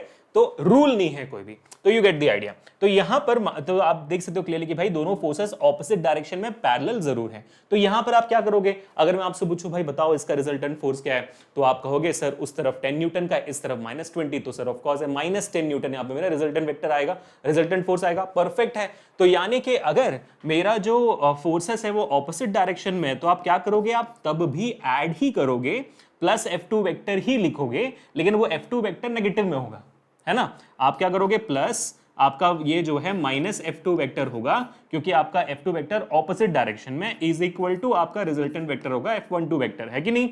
अब ये नेगेटिव जब बाहर आएगा तो फिर क्या बन जाएगा, वो F1 वेक्टर -F2 वेक्टर बन जाएगा, which is equal to F12 vector. ठीक है, तो नेगेटिव वो आप यहां पर भी ऐड ही कर रहे हो, लेकिन वो नेगेटिव की वजह से यहां पर नेगेटिव वैल्यू आ जा रही है। तो ये आपका रिजल्टेंट हो गया। तो इसमें आप क्या लिखोगे प्यार से, इसमें आप लिखोगे प्यार से, अगर मेरा ऑपोजिट डायरेक्शन में है, अगर मेरे वेक्टर्स ऑपोजिट डायरेक्शन में हैं, तो आपको just subtract bro, just subtract. और यहां पर मेरे शेरों और शेरनियों, आपके पास इतना दिमाग तो ये बताने के लिए कि सर जो वेक्टर्स ऑपोजिट होते हैं, जो एक दूसरे से एंटी पैरेलल होते हैं, पैरेलल तो होता है, एंटी पैरेलल जो होता है, यानी कि दोनों पैरेलल है दोनों, लेकिन एक दूसरे के ऑपोजिट डायरेक्शन में जा रहे हैं, उस सिनेरियो में आपकी थीटा की वैल्यू क्या होती है, 180 डिग्रीज होती है। क्या होती है बेटा, 180 डिग्रीज होती है। सही, परफेक्ट, ठीक है। तो भाई parallel same direction, parallel opposite direction में समझ आ गया सर। अब पैरेलल वाला तो कोई केस बचा नहीं है, तो अब हम फोर्स को डायरेक्शन में डाल के देखते हैं, यानी कि दोनों फोर्सेस को पैरेलल में नहीं, बट उनके बीच में कोई एंगल डाल के देखते हैं कि क्या होता है। ठीक है, ये हो गया आपका तीसरा सॉर्ट ऑफ वेक्टर एडिशन, जहां से चीजें थोड़ी और इंटरेस्टिंग होंगी। यानी कि मान लीजिए आपके सामने एक प्यारा सा मामला है, जहां पर आपका एक ऑब्जेक्ट रखा हुआ है। ठीक है, ये आपका स्पेशल केस है जो आपको ज्यादा ध्यान रखना है, क्योंकि ये तो आप जानते ही हो, है ना। इस ऑब्जेक्ट पे मान लीजिए कि भाई साहब आपके ऊपर, या तो फिर मैं ऑब्जेक्ट इस बार बनाता ही नहीं हूं, मैं सिंपल कर देता हूं आपके लिए एकदम ना। मान लीजिए कि आपके पास एक ऐसा वेक्टर है, ठीक है, ये मान लीजिए आपका F1 वेक्टर है, आपके पास एक और वेक्टर है जो मान लीजिए ऐसा एक F2 वेक्टर है। ठीक है, मान लीजिए दो फोर्सेस हैं एक ही ऑब्जेक्ट पे, यहाँ पे आप मान लो, मैं यहाँ पे ऑब्जेक्ट भी बना लेता हूँ, अगर आपको कंफ्यूजन होती है यहाँ पे ऑब्जेक्ट भी बना लेता हूँ। भाई इस ऑब्जेक्ट पे F1 फोर्स भी है, F2 फोर्स पे इन डायरेक्शंस में, और इनके बीच में एंगल थीटा है। ठीक है, थीटा है, क्या है पता नहीं, लेकिन थीटा है, मान लीजिए कि एंगल है थीटा। ये पैरेलल नहीं है, ये थीटा एंगल है। अब ये एंगल कुछ भी हो सकता है, starting from 0 degree to 90 degree. 0 degree होता है तो फिर आपका क्या होता है, ये केस हो जाएगा, डायरेक्ट एडिशन है, पैरेलल केस हो जाएगा। 180 डिग्री होता है, सीधा एकदम उल्टा होता है, तो फिर ये वाला केस हो जाएगा। So theta is equal to greater than 0 degree से लेकर लेस देन 90 डिग्री तक, या तो टिल 90 डिग्री तक करना क्या है। इस मामले में क्या करना है सर, पूरा ये 0 डिग्री से लेकर यहां तक करना क्या, बता तो दो, तो वो समझते हैं। तो इसमें जो है आपके रिजल्टेंट वेक्टर का एक स्ट्रेट फॉरवर्ड फॉर्मूला होता है, और वो फॉर्मूला क्या होता है हम यहां पर जल्दी से नोट डाउन कर लेते हैं, आप भी नोट डाउन कर देना। तो इस मामले में आपका जो रिजल्टेंट वेक्टर होगा बेटा, उसका सिंपल सा फॉर्मूला होगा, लिख दीजिए, नोट डाउन कर लीजिए। आपको आपके a plus B the whole square का फॉर्मूला पता है, a plus B the whole square क्या बोलते हो आप sir, a plus B the whole square होता है a square plus B square plus 2ab। वही लिखो, वही लिखो, क्या लिखना है, क्या है भाई, आर वेक्टर, रिजल्टेंट वेक्टर का फॉर्मूला आपका a plus B the whole square का फॉर्मूला है। क्या लिखोगे आप लिखोगे a स्क्वायर मतलब f1 स्क्वायर प्लस यहाँ पे हो जाएगा बी स्क्वायर, ठीक है, फोर्स की जो वैल्यूज है a square plus B square plus 2ab cos theta लिख देना आगे बस। ठीक है, आपका जो है वहां पर a plus B the whole square का formula a square plus B square plus 2ab में रुक जाता है, यहाँ पर ab cos थीटा लिख देना, क्योंकि थीटा को तो इन्वॉल्व करना पड़ेगा ना, वरना पता कैसे चलेगा। ठीक है, तो ये है आपका formula which you have to strictly follow for anything with an angle. When you have angles between vectors, ठीक है, तब आपको ये वाला फॉर्मूला इस्तेमाल करना है। अब आपके दिमाग में एक जनरल सा बिल्कुल से सवाल आ सकता है, तो सर इन दोनों केसेस में ये अप्लाई नहीं होता क्या? बिल्कुल अप्लाई होता है भाई, बिल्कुल अप्लाई होता है। ट्राई करके देखोगे। फॉर एग्जाम्पल मान लीजिए यहां पर हमने क्या लिया था भाई, हमारा सिंपल सा ये F1 प्लस F2 वेक्टर है, यहां पर डायरेक्ट एडिशन है, तो इस मामले में क्या थीटा 0 है। अगर मैं यहां पर थीटा 0 डाल दूं तो क्या होगा, कॉस 0 होती है, ठीक है, cos 0 क्या होता है, cos 0 1 होता है, ठीक है, तो 1 हो जाएगा, तो a square plus B square plus 2ab बच गया, करेक्ट है ना, cos 0 1 हो जाएगा, ठीक है, तो 1 इंटू 2ab बनता है, तो a square plus B square plus 2ab, अब a square plus B square plus 2ab क्या होती है, a plus B the whole square, correct है, और वो रूट के अंदर है, तो a plus B the whole square, और वो रूट निकल गया तो a प्लस बी बचा, a प्लस बी बचा, देख रहे हो आप। तो अगर आप थीटा इक्वल टू 0 डाल देते तो वही केस बनती है। वहीं पे अगर मैं यहां पर 180 डिग्री भी डाल दूं तो फिर आपको पता है cos 180 डिग्री -1 होती है, ठीक है, तो ये हो गया -2ab, -2b मतलब a square plus B square -2ab, और उसका क्या होता है भाई formula a minus b the whole square, root निकल गया स्क्वायर निकल गया तो a माइनस बी है ना। तो आप वैल्यू डाल दो, परफेक्ट है। अब मैं आपसे एक सिंपल सवाल पूछता हूं, तो जवाब मुझे कमेंट्स में भी चाहिए, इसका जवाब मुझे अभी चैट में स्पैम हो जाना चाहिए, मैं आपको सिर्फ और सिर्फ 10 सेकंड का वक्त दूंगा। मान लीजिए अगर theta is equal to 90 degree है तो यहां पर रिजल्टेंट वेक्टर की वैल्यू क्या होगी, क्या होगी, हाँ दिमाग लगा रहे हो, 3 2 1 टाइम खत्म होता है। अगर 90 डिग्री हो जाती है थीटा तो आपको पता है कि भाई cos 90 0 होती है ना, cos 90 0 होती है, तो 0 हो गई तो 2ab और 0 0 हो जाएगी, आपके पास बचेगा root of a square plus B square. तो वेन एवर थीटा परपेंडिकुलर होती है फिर आपको root of a square plus B square का फॉर्मूला हो जाता है। इसको भी आप थोड़ा सा नोट डाउन कर सकते हो ताकि आपको जब एग्जामिनेशन में सवाल आए तो फिर आपको डिराइव ना करना पड़े, जल्द से आप करो। Resultant vector of any vectors which are perpendicular to each other becomes root of a square plus B square, खत्म, ठीक है, बढ़िया। अब आप पूछ सकते हो मुझसे सर आपने यहां पर a और b क्यों लिया, क्योंकि आपको a और b में आपका मैथमेटिक्स का फॉर्मूला याद है, a plus B the whole square, a plus B the whole square, a plus B the whole square में आपने याद किया हुआ, इसलिए मैंने आपको a और b के टर्म्स में लिखाया ताकि आपको याद रहे। यहां पर a और b कुछ भी हो सकता है, फोर्स हो सकता है, मोमेंटम हो सकता है, कोई भी वेक्टर हो सकता है, फर्क नहीं पड़ता, ठीक है बेटा। चलो ये हो गया आपके नॉर्मल वेक्टर एडिशंस और आपको रिजल्टेंट वेक्टर समझ में आ चुका है। बट कहानी यहां पर बिल्कुल भी खत्म नहीं होती है, क्योंकि इसके बाद आता है आपका सिंपल सा बहुत ही बेहतरीन लॉस, जिसको अभी हमें बहुत ही प्यार से सीखना है। अब आप देखोगे मैंने उन लॉस को इतना ज्यादा इज्जत नहीं दिया है, ठीक है, मैंने इतना ज्यादा इज्जत नहीं दिया है। यहां पर ये हमारा पहला केस है, यहां पर हमारा ये दूसरा केस है, ठीक है, ये हमारा तीसरा केस है। अब ऐसे ही जब हमारे पास वेक्टर्स एंगल्स में होते हैं, उनको सॉल्व करने के लिए जो अभी हमने बनाया, उनको सॉल्व करने के लिए थोड़े और रूल्स भी हैं।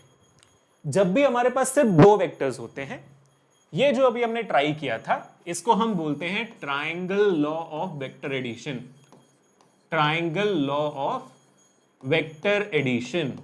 अब triangle law of vector addition का एक और नाम है, क्या नाम है भाई साहब, ये मैं बोल दूंगा ना फिर आप कहानी समझ जाओगे। Triangle law of vector addition का एक और नाम है HTM, यानी कि हेड टू टेल मेथड। क्या होता है भाई ये, head to tail method, head to tail method होती है, HTM भी बोलते हैं इसको हम, ठीक है, HTM लॉ भी बोलते हैं। अब हेड टू टेल मेथड क्या होता है, सिंपल सा, बहुत ही प्यारा सा, नन्ना सा मुन्ना सा, ज्यादा स्ट्रेस बिल्कुल नहीं लेना।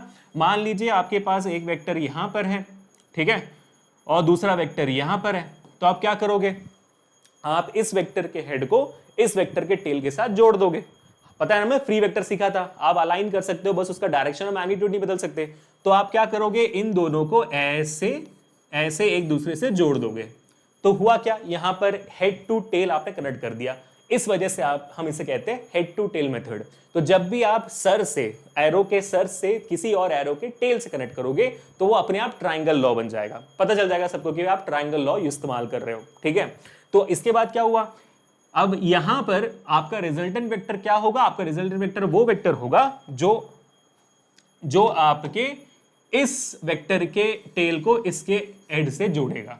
तो आप देखो यहां पर जो रिजल्टेंट वेक्टर है बनने के बाद ये एक ट्राइंगल लगने लगा है ना, तो इसको मैं आर वेक्टर बुला लूंगा, देख रहे हो आप। तो ये इस वजह से ट्राइंगल दिखने लगा ये, इसी वजह से इसको हम कहते हैं triangle law of vector addition, ठीक है।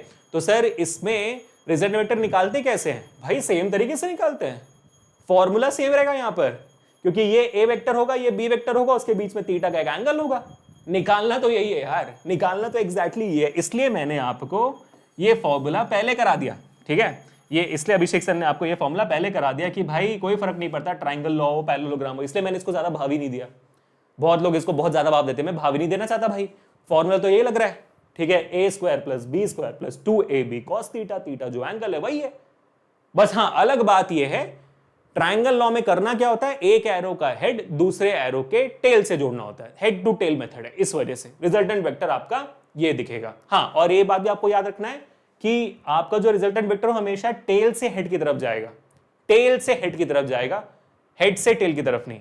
तो अगर आप इसको HTM मेथड के बदले TH मेथड बोलना चाहते हो, THM बोलना चाहते हो तो ज्यादा बेहतर होगा, क्योंकि आपको याद रहेगा कि इसमें टेल से हेड को जोड़ना होता है, हेड से टेल को नहीं, ताकि आपका जो है कभी भी गलती ना हो। ठीक है, चलो भाई साहब, अब आगे बढ़ते हैं। अब बात आती है हमारे पांचवें नेक्स्ट की, जिसको हम कहते हैं, हाँ समझ गया आप, नहीं समझे, इसको हम कहते हैं parallelogram, parallelogram law of vector addition. ठीक है, मैं आप बोलूंगा आप समझ जाओगे, parallelogram law of vector addition. ठीक है, अब ये क्या होता है, मैं बस लिख दूंगा ब्रैकेट में कि भाई ये होता है TTM यानी कि tail to tail method, tail to tail method. समझ गए, समझ गए ना। इसमें भी फॉर्मूला कौन सा लगेगा, फॉर्मूला इसमें भी यही लगेगा।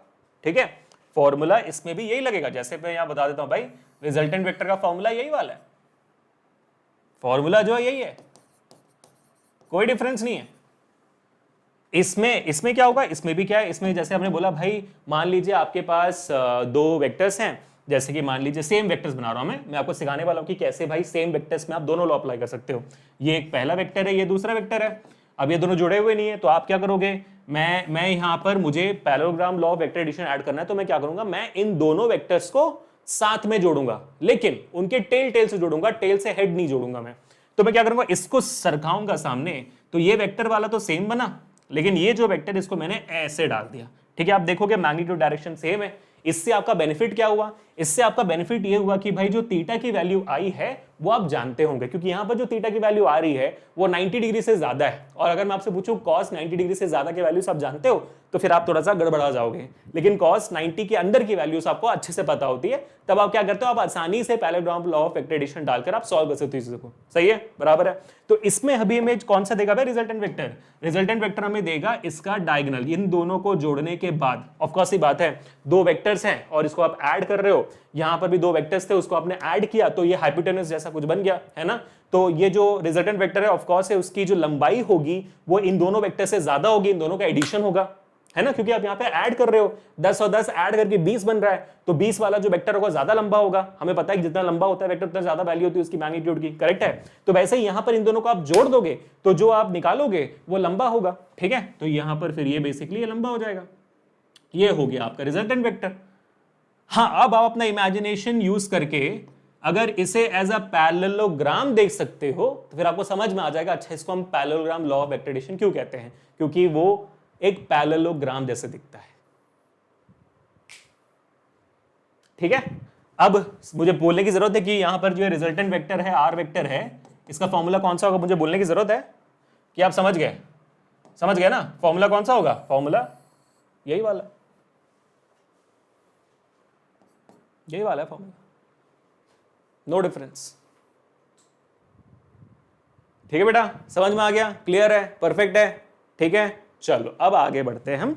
लेकिन हाँ, तो मेरे ख्याल से यहां तक समझ लो तो बहुत ज्यादा काफी है। इसके बाद एक और लॉ होता है जिसको हम कहते हैं polygon law of vector addition. अब polygon law of vector addition मैंने 11th एंड 12th में ज्यादा इस्तेमाल होते हुए नहीं देखा हुआ है। ठीक है, ज्यादा इस्तेमाल होते हुए नहीं देखा हुआ है, बस मैं जहां पर एक रिमार्क बोलकर छोड़ दूंगा। Polygon law of vector addition इस्तेमाल किया जाता है जब एक से ज्यादा वेक्टर्स होते हैं, मतलब दो से ज्यादा वेक्टर्स होते हैं, लेकिन वहां पर भी रिजल्टेंट वेक्टर का फॉर्मूला सेम ही आता है, तो आपको वहां पर टेंशन लेने की ज्यादा जरूरत नहीं है। So don't worry about it, वो भी आपका हेड टू टेल मेथड होता है। ठीक है, आपने यहां पर एक हेड से टेल जोड़ा, फिर एक और वेक्टर हो जाएगा हेड से टेल, फिर एक और वेक्टर हो जाएगा, जितने भी वेक्टर से उतने हो सकते हैं। बस आप एंड में जैसे कि मान लो आपको एग्जांपल दे देता हूं। ठीक है, जैसे ये एक वेक्टर है, फिर एक और वेक्टर है, फिर एक और वेक्टर है, फिर एक और वेक्टर है, ऐसे पॉलीगॉन बनती जाती है। अब ऐसे पॉलीगॉन बनाते हो, फिर एंड में जो रिजल्टेंट वेक्टर होगा उसको आप दोबारा ऐसे जोड़ दोगे, तो ये हो गया आपका रिजल्टेंट वेक्टर, बात खत्म। ठीक है, so you will not, so that's why I don't want to focus on this much, क्योंकि 11th एंड 12th में polygon law of vector addition का ज्यादा इस्तेमाल नहीं होता है। ज्यादा के मतलब ना के बराबर ही इस्तेमाल होता है, 11th 12th में हो जाए, नीट में भी हो जाए। तो बस इतना वेक्टर एडिशन में समझ के बहुत ज्यादा बड़ी बात है, काफी है भाई। ठीक है, तो देखा हमने 15 मिनट में समझ लिया ना भाई पूरा वेक्टर एडिशन। चलो अब आगे बढ़ते हैं, तो हम बात करने वाले हैं अभी हमारे रेजोल्यूशन ऑफ वेक्टर की। रेजोल्यूशन ऑफ ए वेक्टर हमने समझ लिया तो भाई साहब सुपर ऑसम हो गया। रेजोल्यूशन ऑफ ए वेक्टर क्या होता है, इसको भी ध्यान से देखना। रेजोल्यूशन का मतलब क्या होता है, मतलब मान लीजिए अगर आप अपने दोस्त के साथ लड़ाई कर रहे हो, लड़ाई कर रहे हो, इस प्रॉब्लम को लड़ रहे हो आप लोग, तो उस प्रॉब्लम को रोकने के लिए, सॉल्यूशन निकालने के लिए, इस प्रॉब्लम को रिजॉल्व करने के लिए 2-3 लोग आएंगे और आपको पकड़कर अलग कर देंगे, है ना। रिजॉल्व करने के लिए आपको पकड़कर अलग कर देंगे, तो ये होता है रेजोल्यूशन। क्यों लड़ रहे हो भाई, फिर आपसे बातचीत करेंगे अलग करने के बाद, समझ में आया। तो रेजोल्यूशन का मतलब यही होता है अलग करना। अब अलग क्यों करना होता है सर, नहीं पता हमें, तो अलग क्यों करना तो बता दो। चलो बता देते हैं आपको, ठीक है। अलग तब करना होता है जब मान लीजिए, ठीक है, मान लीजिए आपके पास एक फोर्स है, एक फोर्स का वेक्टर है एक पर्टिकुलर ऑब्जेक्ट पे, एक फोर्स का वेक्टर है जो ऐसे इस डायरेक्शन पर है, एक पर्टिकुलर डायरेक्शन में। ये आपका फोर्स वेक्टर है जिसकी वैल्यू मान लीजिए 10 न्यूटन की है, ठीक है, जिसकी वैल्यू मान लीजिए 10 न्यूटन की है, 20 न्यूटन की है, कुछ मतलब आप फोर्स मान लो, मोमेंटम मान लो, कोई फर्क नहीं पड़ता, ठीक है। फोर्स वेक्टर है अब यहाँ पे 10 न्यूटन की है, ठीक है। अब अगर मैं आपसे पूछूं भैया मुझे बताओ कि ये ऑब्जेक्ट किस डायरेक्शन में जा रहा है, तो आप क्या बोलोगे? आप बोलोगे सर ये ऑब्जेक्ट जो है ये ऊपर भी जा रहा है ना, ऊपर भी जा रहा है लेकिन सामने भी जा रहा है। सो इट्स बेसिकली डायगोनल जा रहा है वो, है ना। जैसे फ्लाइट उड़ती है तो फ्लाइट जो है वो ऊपर भी जाती है और सीधी भी जाती है, मतलब 2D हो जाता है ना, 1D नहीं रहा। ऐसा नहीं है कि वो हॉरिजॉन्टल में हॉरिजॉन्टल जा रहा है, वर्टिकल में वर्टिकल जा रहा है, नहीं, वो अब ऐसे जा रहा है। तो ऐसे जाते वक्त एक ऑब्जेक्ट ऊपर भी जाती है और सामने की तरफ भी जा रही है। सो 2 डायरेक्शन निकल जाते हैं ना, ऐसे जा रही है बेसिकली आपकी ऑब्जेक्ट, सही है, ऐसे जा रही है आपकी बेसिकली ऑब्जेक्ट। तो यहां पर हमें ये जानना बहुत जरूरी है कि यार ऊपर कितने वेलोसिटी से जा रही है, नीचे कितने वेलोसिटी से जा रही है, या तो ऊपर कितना फोर्स है नीचे कितना फोर्स है। तो बेहतर सबसे बेस्ट यहां पर ये होगा कि भाई मैं यहां पर ना इसको वेलोसिटी से बदल देता हूं, ताकि मेरे पास एक बढ़िया एग्जांपल बन जाता है फिर कि वेलोसिटी से बदल दूंगा तो कैसे होगा। देखो यहां पर ये आपकी है, मान लीजिए रॉकेट है, ठीक है, ये एक रॉकेट है जिसको हम लॉन्च कर रहे हैं, ठीक है, लॉन्च कर रहे हैं। और हमारा यहां पर मान लीजिए एक बिल्डिंग है, बिल्डिंग पे एक सुंदर सी कन्या बैठी हुई है, ठीक है, और ये पप्पू है, पप्पू अपना जो रॉकेट है वो छोड़ने की कोशिश कर रहा है। अब पप्पू को जानना जरूरी नहीं कि भाई इसकी जो रेंज होगी, और रेंज किस पे डिपेंड करेगी, रेंज आपकी डिपेंड करेगी वेलोसिटी की, भाई कितने वेलोसिटी से छोड़ना चाहिए, उसका क्या एंगल होना चाहिए, वेलोसिटी ऊपर की तरफ नीचे तरफ कितनी होनी चाहिए, पता करना है आपको। तो आपका काम है ये बताना बेचारे पप्पू को, करेक्ट है। तो कैसे बताओगे आप, तो आप बोलोगे अच्छा भाई देखो वेलोसिटी जो है तुम्हारा इस डायरेक्शन में जो वेलोसिटी है वो मान लीजिए वेलोसिटी आपकी वेक्टर क्वांटिटी, तो वेलोसिटी आपका मान लीजिए है 10 मीटर पर सेकंड। तो आप क्या करोगे, आप इस वेक्टर को 2 पार्ट में डिवाइड कर दोगे। एक होगा वेक्टर जो आपका ऊपर के डायरेक्शन में होगा, एक होगा आपका वेक्टर जो आपका हॉरिजॉन्टल डायरेक्शन में होगा। तो एक वर्टिकल कंपोनेंट बन जाता है, एक आपका वर्टिकल कंपोनेंट बन जाता है। और ये जो मैं बता रहा हूं ध्यान से सुनना बेटा, क्योंकि काइनेमेटिक्स इन 2 डायमेंशन में यही है चीज, ठीक है। वर्टिकल कंपोनेंट बन जाता है और ये आपका हॉरिजॉन्टल कंपोनेंट बन जाता है। क्या बन जाता है, हॉरिजॉन्टल कंपोनेंट। खत्म बात, ठीक है, खत्म बात। तो आपने क्या किया, आपने अपने फोर्स को 2 पार्ट्स में डिवाइड कर दिया, वर्टिकल कंपोनेंट में और हॉरिजॉन्टल कंपोनेंट में, ठीक है। अब आपको पता है कि आपका वर्टिकल में क्या, तो ये दोनों अलग अलग कंपोनेंट हैं, ये दोनों अलग अलग वेक्टर्स हैं, एक हॉरिजॉन्टल वेक्टर हो गया, एक वर्टिकल वेक्टर हो गया। तो ये भी वेक्टर्स हैं, इसको क्या कहेंगे, ये भी वेक्टर्स होंगे। तो बेसिकली अगर आप इसको थोड़ा सा ध्यान से देखोगे ना, आपकी घंटी बज जाएगी दिमाग में। हमने यहां पर क्या किया था, आप देख सकते हो यहां पर हमने 2 वेक्टर्स को ऐड करके रिजल्टेंट वेक्टर निकाला था, है ना। वेक्टर एडिशन में हम क्या करते हैं, 2 वेक्टर्स को ऐड करके आपका रिजल्टेंट वेक्टर निकालते हैं।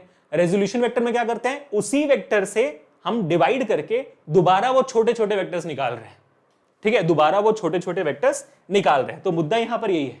तो यहां पर सर इन वेक्टर्स की वैल्यू क्या होगी, इन वेक्टर्स की वैल्यू हम कैसे निकालते हैं, बहुत सिंपल है, बहुत बहुत सिंपल है। यहां पर वर्टिकल जो कंपोनेंट होता है, वर्टिकल कंपोनेंट की एक वैल्यू होती है, ठीक है।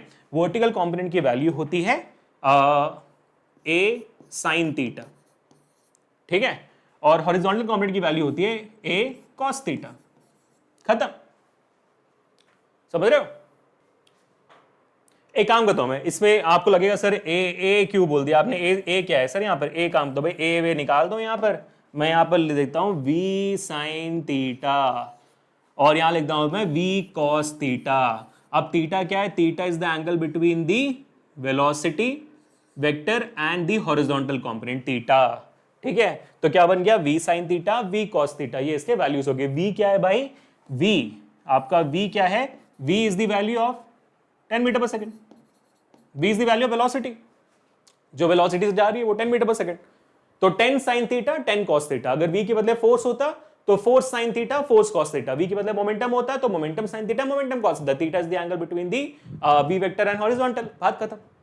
मान लीजिए अगर थीटा 30 डिग्री है या 60 डिग्री है, 45 डिग्री, आप आराम से कर लोगे। जैसे मान लो थीटा यहाँ पे 45 डिग्री है तो यहाँ पर क्या वैल्यू होगी? 10 sin 45। sin 45 इज 1/√2, सो 10/√2। यहाँ पर क्या होगी? 10/√2, सेम वैल्यू। तो ये 10 है और 10/√2 10/√2 है। अगर 10/√2 10/√2 ऐड कर देते हो from the formula of resultant vector root of a square plus b square plus 2ab cos theta, देखना बराबर यही वैल्यू आएगी।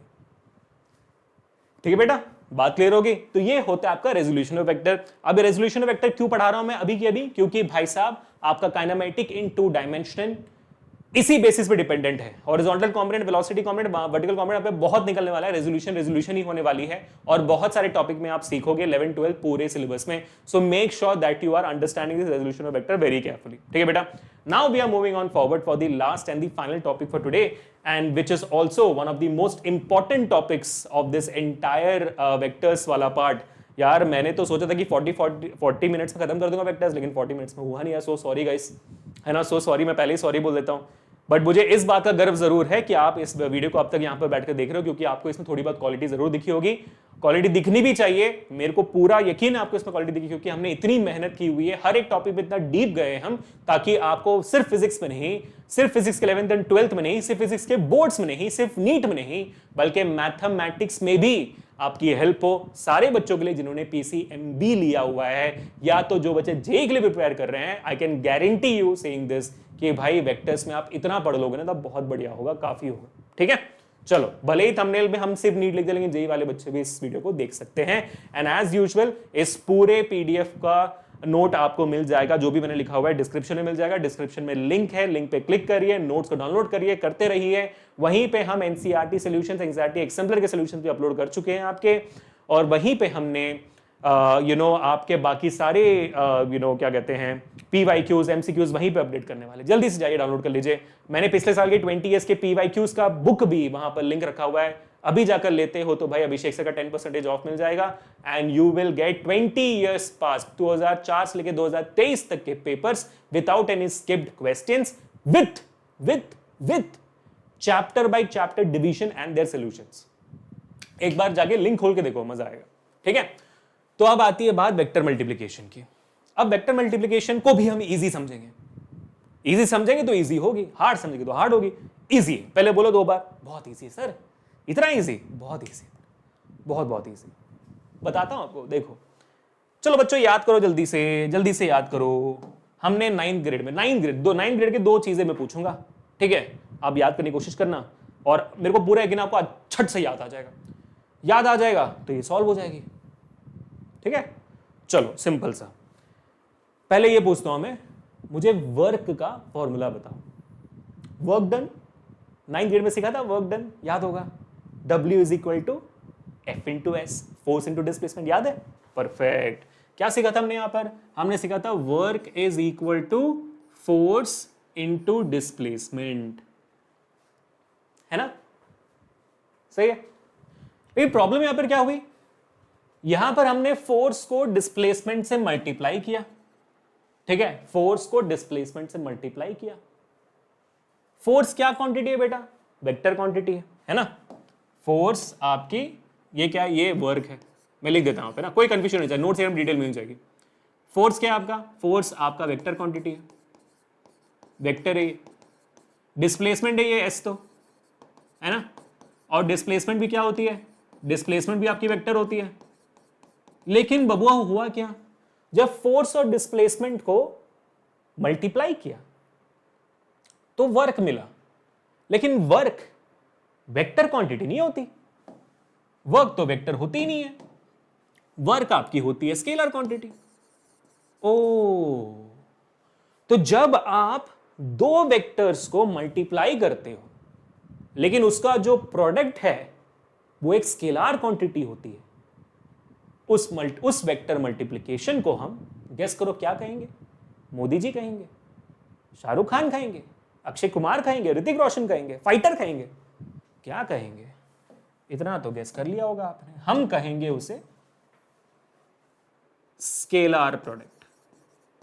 मैंने आपको इस सेशन की शुरुआत में बोल दिया था भाई मैं तो स्केलर बोलता हूं, आप स्केलर बोलते हो तो बिल्कुल परफेक्ट है। क्या बोलेंगे हम? Scalar product, scalar multiplication, scalar product बोलेंगे। तो दोबारा रिपीट करता हूं, जब आप दो वेक्टर्स को मल्टीप्लाई करते हो लेकिन उनका उसको जो जवाब क्वांटिटी आती है वो स्केलर निकलती है, तो फिर उस मल्टीप्लिकेशन को हम स्केलर प्रोडक्ट बोलते हैं, स्केलर मल्टीप्लिकेशन बोलते हैं। ठीक है, स्केलर मल्टीप्लिकेशन को, स्केलर प्रोडक्ट को हम डॉट प्रोडक्ट भी बोलते हैं। क्या बोलते हैं? Dot product. इसी वजह से हम मल्टीप्लिकेशन के दौरान इन दोनों एलिमेंट्स के बीच में, दोनों वेक्टर्स के बीच में डॉट डालते हैं, क्रॉस नहीं। इस बात का आपको ज्यादा ध्यान देना है 11th में बेटा। इसके पहले जब भी आप 10th ग्रेड तक पढ़ाई कर रहे थे तो डॉट डालो, मल्टीप्लाई करो, आपके हिसाब से एक्स का मतलब बोलता है मल्टीप्लाई करना, बिल्कुल सही कह रहे हो आप। लेकिन यहां पे 11th में उसकी मीनिंग में थोड़ी और चीजें ऐड हो जाती है, तो आपको अब से प्रॉमिस करो मुझे केयरफुल रहना है कि मल्टीप्लाई करते वक्त डॉट डाल रहे हो, क्रॉस डाल रहे हो, उसकी मीनिंग पूरी बदल जाती है। जैसे फॉर एग्जांपल मैं आपको नेक्स्ट समझाता हूं। तो ये क्या आपका, ये आपका स्केलर प्रोडक्ट हो गया। अब जैसे मैंने कहा मैं आपको अभी एग्जांपल दूंगा, ठीक है, और एग्जांपल की जवाब देनी है आपको, है ना बेटा। तो मेरा एग्जांपल अभी नेक्स्ट है कि 9th ग्रेड में एक और चीज पूछता हूं मैं, मुझे मोमेंटम का फॉर्मूला बताओ। चलो जल्दी बताओ, मोमेंटम का फॉर्मूला क्या बेटा? एक तो आपने बता दिया था वर्क का फॉर्मूला, मोमेंटम का फॉर्मूला बताओ। 9th ग्रेड का इमेजिन करो, सोचो। हाँ, सेकंड चैप्टर था मोमेंटम का, forces and laws of motion में। 11th ग्रेड में भी आएगा, ये भी 11th ग्रेड में आएगा। वर्क डन, वर्क डन का तो पूरा चैप्टर ही है। तो मोमेंटम का क्या था? मास इनटू वेलोसिटी, है ना? क्या है बेटा? मास इनटू वेलोसिटी है। परफेक्ट है, परफेक्ट है, ठीक है। तो लेकिन यहाँ पर मास इनटू वेलोसिटी में मास जो है आपका स्केलर क्वांटिटी है, वेक्टर नहीं है। तो कोई और चीज उठाते हैं जिसमें आपका दोनों वेक्टर हो और फाइनल भी आपका वेक्टर ही आए। हाँ चलो मैं आपको बताता हूं, पावर बताओ। पावर, पावर का जैसे वर्क डन है, वर्क के साथ में वर्क, एनर्जी, पावर, पावर ही पढ़ा था। पावर का फॉर्मूला क्या था? याद होगा आपको, पावर का फॉर्मूला था 3, 2, 1, वर्क डन अपॉन टाइम। याद है आपको पावर का formula? Work done upon time था। तो पावर के फॉर्मूला में एक छोटी सी इंटरेस्टिंग बात थी। क्या थी? पावर होता है वर्क डन अपॉन टाइम, लेकिन वर्क डन को ऑफकोर्स हम क्या लिख सकते हैं? Force into displacement upon time, है ना? वर्क डन का तो भाई फोर्स इंटू डिस्प्लेसमेंट होता है। अब डिस्प्लेसमेंट अपॉन टाइम क्या होती है? डिस्प्लेसमेंट अपॉन टाइम होती है वेलोसिटी, है ना? फोर्स अपॉन वेलोसिटी, ठीक है। अब हमारे पास ऐसी दो क्वांटिटी आ गई है, तो पावर हमारे पास आ गया which is force into velocity. अब यहां पर अगर आप देखोगे, फोर्स भी एक वेक्टर क्वांटिटी है, वेलोसिटी भी एक वेक्टर क्वांटिटी है, और पावर क्या है? चलो चलो चलो इसको नोट डाउन करो, तब तक आप सोचो, इमेजिन करके बताओ मुझे कि भाई फोर्स आपकी वेक्टर क्वांटिटी है और v क्या है? v वेलोसिटी है। वेलोसिटी भी एक वेक्टर क्वांटिटी है। मैंने यहाँ पर लिखा नहीं, मैं लिख देता हूँ यहाँ पर ये फोर्स है ताकि बाद में कंफ्यूजन ना हो। और ये क्या है भाई? ये तो पावर है। और पावर क्या है? पावर आपका एक वेक्टर क्वांटिटी है। पावर भी एक वेक्टर क्वांटिटी है। तो अब आपने क्या देखा? अब आपने देखा कि जब मैं दो वेक्टर्स को मल्टीप्लाई कर रहा हूं तो मुझे जो प्रोडक्ट मिल रही है वो भी एक वेक्टर क्वांटिटी है। तो जाहिर सी बात है कि हम इस वेक्टर क्वांटिटी को अब क्या बोलेंगे? इस मल्टीप्लिकेशन को हम क्या बोलेंगे? इस मल्टीप्लिकेशन को हम बोलेंगे वेक्टर प्रोडक्ट, है ना? Vector product. और यहां पर वेक्टर प्रोडक्ट में हम क्रॉस सिंबल डालते हैं, ये इंडिकेट करने के लिए यहां पर वेक्टर प्रोडक्ट मिलने वाला है। तो वेक्टर प्रोडक्ट को हम क्या बोलेंगे? क्रॉस प्रोडक्ट बोलेंगे। क्या बोलेंगे बेटा?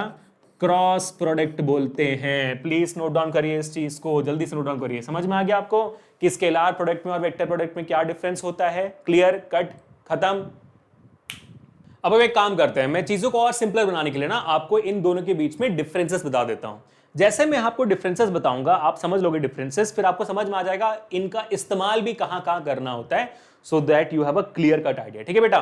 तो अब जो मैं बताने वाला हूं, नेक्स्ट 5-10 मिनट के अंदर सेशन खत्म हो जाएगी और ये सबसे ज्यादा इंपॉर्टेंट बात है बेटा, बिल्कुल स्किप मत करना इस पार्ट को। तो क्योंकि हम डिफरेंसेस समझने वाले हैं, हम बना देते हैं बीच में प्यारा सा एक डिफरेंस।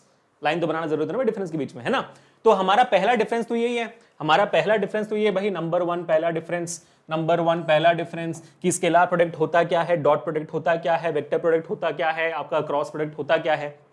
दूसरा, अब मान लीजिए कि मेरे पास दो वेक्टर्स है, ए वेक्टर बी वेक्टर, उन दोनों के बीच में अगर मुझे उनका डॉट प्रोडक्ट निकालना है तो उसका फॉर्मूला क्या होता है ना। क्या फॉर्मूला होता है, सिंपल सी बात बता देता हूं मैं, जल्दी से नोट डाउन करना। अगर मेरे पास दो वेक्टर्स है, मान लीजिए ए वेक्टर है और बी वेक्टर, दोनों का डॉट प्रोडक्ट मुझे निकालना है, तो मेरी वैल्यू आती है ए बी कॉस थीटा। क्या आती है, ए बी कॉस थीटा, ये होता है मेरा फॉर्मूला। वहीं यहां पर दूसरा अगर मुझे यहां पर क्रॉस प्रोडक्ट निकालना है तो उसका उल्टा करो भाई, ऑपोजिट करें ना, डिफरेंसेस बिटवीन निकाल रहे हैं हम, तो इसका ऑपोजिट क्या होगा। अगर मेरे पास दो वेक्टर्स है, मान लीजिए ए वेक्टर क्रॉस बी वेक्टर है, तो फिर मेरा फाइनल वैल्यू क्या होगा, मेरा फाइनल वैल्यू आएगा a b sine theta. Perfect, बोलो बल्ले बल्ले, ठीक है। अब ए बी कॉस थीटा भी हो गया, ए बी साइन थीटा भी हो गया। अब आप थोड़ा सा दिमाग लगाओ और याद करो कि हमने जब रेजोल्यूशन ऑफ वेक्टर किया था, कॉस थीटा कौन सा कंपोनेंट था, हॉरिजॉन्टल कंपोनेंट था, वर्टिकल कंपोनेंट था। आपका साइन थीटा कौन सा था, हॉरिजॉन्टल था या वर्टिकल कंपोनेंट था। तो आपको समझ में आ जाएगा क्लियरली भाई, कॉस थीटा का हमने इस्तेमाल किया था हॉरिजॉन्टल कंपोनेंट में, साइन थीटा का इस्तेमाल किया था वर्टिकल कंपोनेंट में, है कि नहीं। तो वैसे ही आप चीज यहां पर निकाल सकते हो, कॉस थीटा या तो हॉरिजॉन्टल कंपोनेंट मान लीजिए, या तो फिर इसको हम कहते हैं पैरेलल कंपोनेंट निकालने के लिए। तीसरा भाई ये आपका होता है पैरेलल कंपोनेंट निकालने के लिए किसी भी वेक्टर का हम यूज करते हैं स्केलर प्रोडक्ट। और वैसे ही यहां पर वर्टिकल कंपोनेंट था, यानी कि परपेंडिकुलर कंपोनेंट निकालने के लिए हम इस्तेमाल करते हैं क्रॉस प्रोडक्ट। ठीक है बेटा, तो आप देख सकते हो कि आज के हमारे सेशन का फ्लो कितना सुंदर था, कितना ब्यूटीफुल था, है ना। कहीं पे भी ब्रेक्स नहीं है, एक के बाद एक चीज समझते हो एकदम फ्लो में आ रहे हैं। तो मुझे ये फ्लो बनाने में ही बहुत वक्त लगा था, ठीक है। इसी वजह से आपको ये वीडियो थोड़ा सा लेट आई, लेकिन मुझे लगा था कि वेक्टर्स में आपको फ्लो प्यारा सा होना बहुत जरूरी है, वरना कहानी बन नहीं पाती। मैंने यूट्यूब पर बहुत सारे वीडियोस देखे, लेकिन मुझे कहीं ना कहीं एक ब्रेक लिखा, कहीं ना कहीं ब्रेक दिखा, कनेक्शन नहीं दिखी, और 1-1.5 घंटे के अंदर पूरा वेक्टर समझाते हुए इतना ब्यूटीफुल फ्लो में दिखा नहीं। जो मैंने कोशिश की है इस वीडियो के अंदर लाने के लिए। बेटा अच्छा लगता है तो please make sure to hit the like button, share this, subscribe to the channel. आपका ही सपोर्ट है जिसके थ्रू मैं आगे बढ़ पा रहा हूं, ठीक है बेटा। चलो ये हो गया। अब मुद्दे में एक और चीज ये आती है कि यार सर वेक्टर्स के अंदर अगर आपका आई कैप, जे कैप, के कैप होगा तो उनके बीच में क्या रिलेशन होता है। जैसे एडिशन में आप आई से आई को ऐड कर देते हो, जे से जे को सब्ट्रैक्ट कर लेते हो, के से के को सब्ट्रैक्ट ऐड कर देते हो, जो भी आपका डिफरेंसेस होता है। फॉर एग्जांपल अगर मैं आपके सामने यहाँ पर दो वेक्टर डाल देता हूँ ना, दो वेक्टर्स अगर मैं आपको लिख दूं यहाँ पर, जैसे मान लीजिए 10 आई कैप -5 जे कैप, ठीक है, +3 के कैप, ऐसे मैं लिख दिया, रैंडमली लिख दूं, ठीक है। तो मान लीजिए ये आपका ए वेक्टर है और फिर उसके पास बी वेक्टर है आपके पास, ठीक है। बी वेक्टर के आपके पास मान लीजिए 5 आई कैप +2 जे कैप -4 के कैप, अगर मैंने ऐसे रैंडमली लिख दिया, ठीक है, अगर मैंने यहाँ पे रैंडमली लिख दिया, तो यहाँ पर अगर मुझे इन दोनों वेक्टर्स को ऐड करना है, ए वेक्टर प्लस बी वेक्टर करना है, तो मैं क्या करूंगा, सीधा आई टू आई ऐड करूंगा, जे से जे ऐड करूंगा, के से के ऐड करूंगा, यानी कि 10 + 5 15 आई कैप आएगा। एडिशन करनी है मुझे तो 15 आई कैप आएगी, ठीक है। -5 + 2 तो -3 जे कैप आएगा, प्लस -1 के कैप आएगा। क्लियर है, ठीक है। तो एडिशन सब्ट्रैक्शन तो वैसे ही होगी, लेकिन अगर मुझे ए वेक्टर और बी वेक्टर को मल्टीप्लाई करना है, मल्टीप्लाई में दो केसेस है, डॉट प्रोडक्ट भी है, क्रॉस प्रोडक्ट भी है।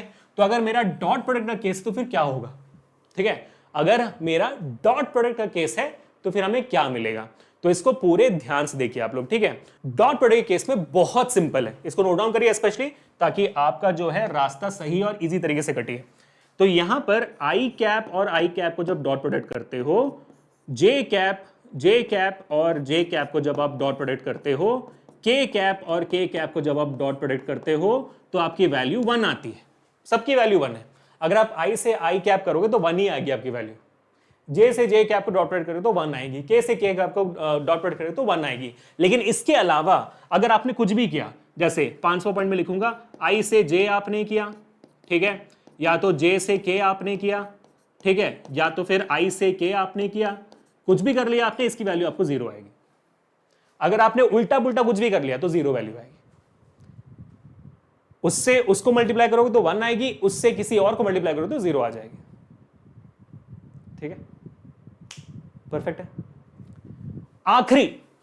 आखिरी, क्योंकि मैं भूल ना जाना चाहता, क्योंकि ये इंपॉर्टेंट पॉइंट है, आखिरी पॉइंटर मैं यहाँ पे आपको अलग से लिखा देता हूं, वरना मुझे पता है मैं भूल जाऊंगा, इसलिए मैं बता देता हूं आपको, ठीक है।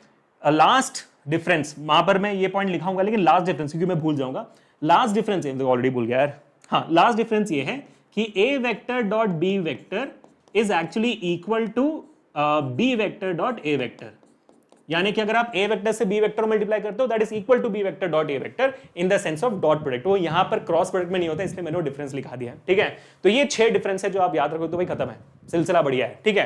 अब यहां पर कंटिन्यू करते हैं कि क्रॉस प्रोडक्ट के केस में आपके आई जे के में क्या रूल है, ठीक है। बहुत प्यारा है, बहुत प्यारा है ब्रो, बहुत बहुत प्यारा है, ठीक है। पहले again I to I, J to J, K to के करके देखते हैं, ठीक है। बहुत बहुत प्यारा है यार। देखो यहां पर इसका ऑपोजिट होगा, फिर तो ऑपोजिट होना चाहिए ना, हाँ वही होता है भाई। तो I cap cross I cap is equal to J cap cross J cap is equal to K cap cross K cap is actually equal to 0, 1 नहीं है, 0, ऑपोजिट, ठीक है, क्लियर हुआ। अब उसके अलावा अगर आप आई कैप को जे कैप से मल्टीप्लाई करते हो तो यहां पर क्या आता था, आपका 0 आता था, यहां पर क्या आएगा, आई कैप को जे कैप से मल्टीप्लाई करो तो के कैप आएगा। Yes bro. और वैसे ही अगर जे कैप को के कैप से मल्टीप्लाई करोगे तो आई कैप आएगा। और एंड में अगर आपने आई कैप को के कैप से मल्टीप्लाई किया तो जे कैप आएगा, है ना ब्यूटीफुल। और वैसे ही अगर आपने के कैप को आई कैप से क्रॉस प्रोडक्ट किया तो आपको जे कैप आएगा, सही है, ठीक है। मैं आपको एक इंटरेस्टिंग तरीके से बता देता हूं। फॉर एग्जाम्पल अगर मैं आपको यहां पर बताऊं, इसको थोड़ा सा यहां पर ले लेते हैं, मैं आपको एक सिंपल तरीके से बताता हूं, ठीक है।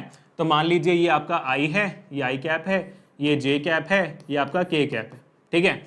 आई कैप है, जे कैप है, के कैप है। तो ज्यादातर हम इसे कैसे याद रखते हैं, बहुत सिंपल तरीके से हम याद रखते हैं कि अगर मान लीजिए हमने आई को जे से मल्टीप्लाई किया तो क्या मिलेगा, के मिलेगा, और अगर हमने जे से के को मल्टीप्लाई किया तो क्या मिलेगा, आई मिलेगा, और के को आई से मल्टीप्लाई किया तो जे मिलेगा,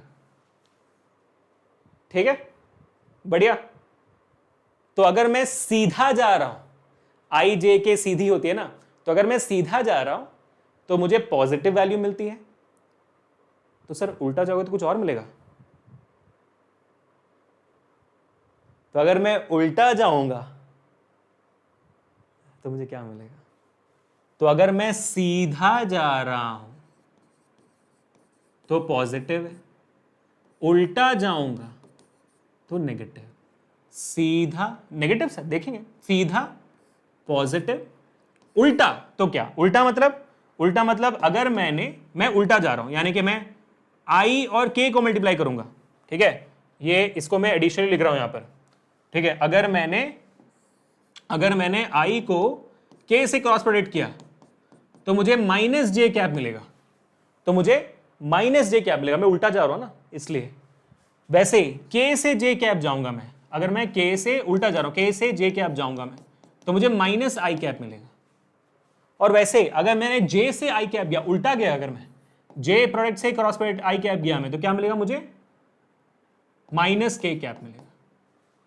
तो यानी कि अगर मैं उल्टा गया तो मुझे नेगेटिव वैल्यू मिलेगी। तो one more mnemonic for this year guys, पहले ही तीसरे सेशन में अंदर मेरे ख्याल से मैंने कुछ न्यूमोनिक और पिछले सेशन में दिए थे। स्पन याद रख देना, स्पन सुन के कुछ और तुम्हारे दिमाग में आएगा मेरे पक्का यकीन है, बट स्पन याद रखना, ठीक है। Spin spun spin spin spin spin spun spun spun spun spun, बढ़िया। तो सीधी जाएगी तो पॉजिटिव है आई जे के में, उल्टी जाएगी के जे आई करके जाएगी तो फिर आपकी नेगेटिव वैल्यू आएगी, ठीक है। तो बढ़िया। एक और तरीके से याद रख सकते हो आप, अगर क्लॉकवाइज जाओगे, आप ऐसे डायग्राम बना दे रहे हैं, क्लॉकवाइज जाओगे तो पॉजिटिव लेना, एंटी क्लॉकवाइज जाओगे तो नेगेटिव लेना, ऐसे भी याद रख सकते हो आप, ठीक है। तो clockwise positive, anti clockwise negative, C P A N कुछ नहीं बनता ना, सी पैन बनता है, इसलिए स्पन बेटर है, ठीक है। तो ये हो गया बेटा। तो हाँ, इसके बाद आपको ये बात तो समझ में आ गई होगी कि इसके बाद जो आखिरी वाला आपका सिक्स्थ वाला है, यहां पर हमने लिखा था a dot b is equal to b dot a. यहां पर तो वैसा होगा नहीं, आई होप यू अंडरस्टैंड, क्योंकि भाई अगर आपकी उल्टी हो जाती है वहां पे नेगेटिव हो जाता है। तो आपका A vector cross B vector is actually equal to minus B vector cross A vector. ठीक है, अगर आपने उल्टा किया तो वहां पे नेगेटिव लेना पड़ेगा। Got it guys? That is it about paper, that is it, your entire vectors part is completed. कुछ और नहीं है जो आपको वेक्टर्स से रिलेटेड समझना है, all of it is completed guys. I really hope आपको अच्छा लगा होगा। हम जैसे अभी वेक्टर्स के चैप्टर बढ़ेंगे तो इससे रिलेटेड हम बहुत सारे न्यूमेरिकल्स करेंगे। होपफुली उस सेशन में आप इन सारी चीज़ों को देख कर आओगे और वहां पे तो हम टॉपिक बाय टॉपिक आगे जाएंगे, तो मैं आपको दोबारा इन सारी चीज़ों को रिवाइज कराऊंगा। इसको एज ए वन शॉट लीजिएगा, जैसे मैंने बताया था आपके रिविजन के लिए पूरा 11th ग्रेड के 12th ग्रेड के ड्रॉपर्स के लिए ये पूरा का पूरा रिलेवेंट है। ठीक है बेटा, so thank you so much for watching this video, it really means a lot to me. आपने इतना पूरा सेशन देखा, मेरे ख्याल से ऑलमोस्ट ये 1.5 घंटे का वीडियो बना हुआ है। Thank you so much for watching this video, really means a lot. और बहुत मेहनत गई है इस सेशन में, आई रियली होप कि आपको दिखा भी होगा। अब तक सपोर्ट करने के लिए बहुत बहुत शुक्रिया, ऐसे सपोर्ट करते रहिएगा। मिलते हैं नेक्स्ट सेशन में। Until this Abhishek signing off, peace people.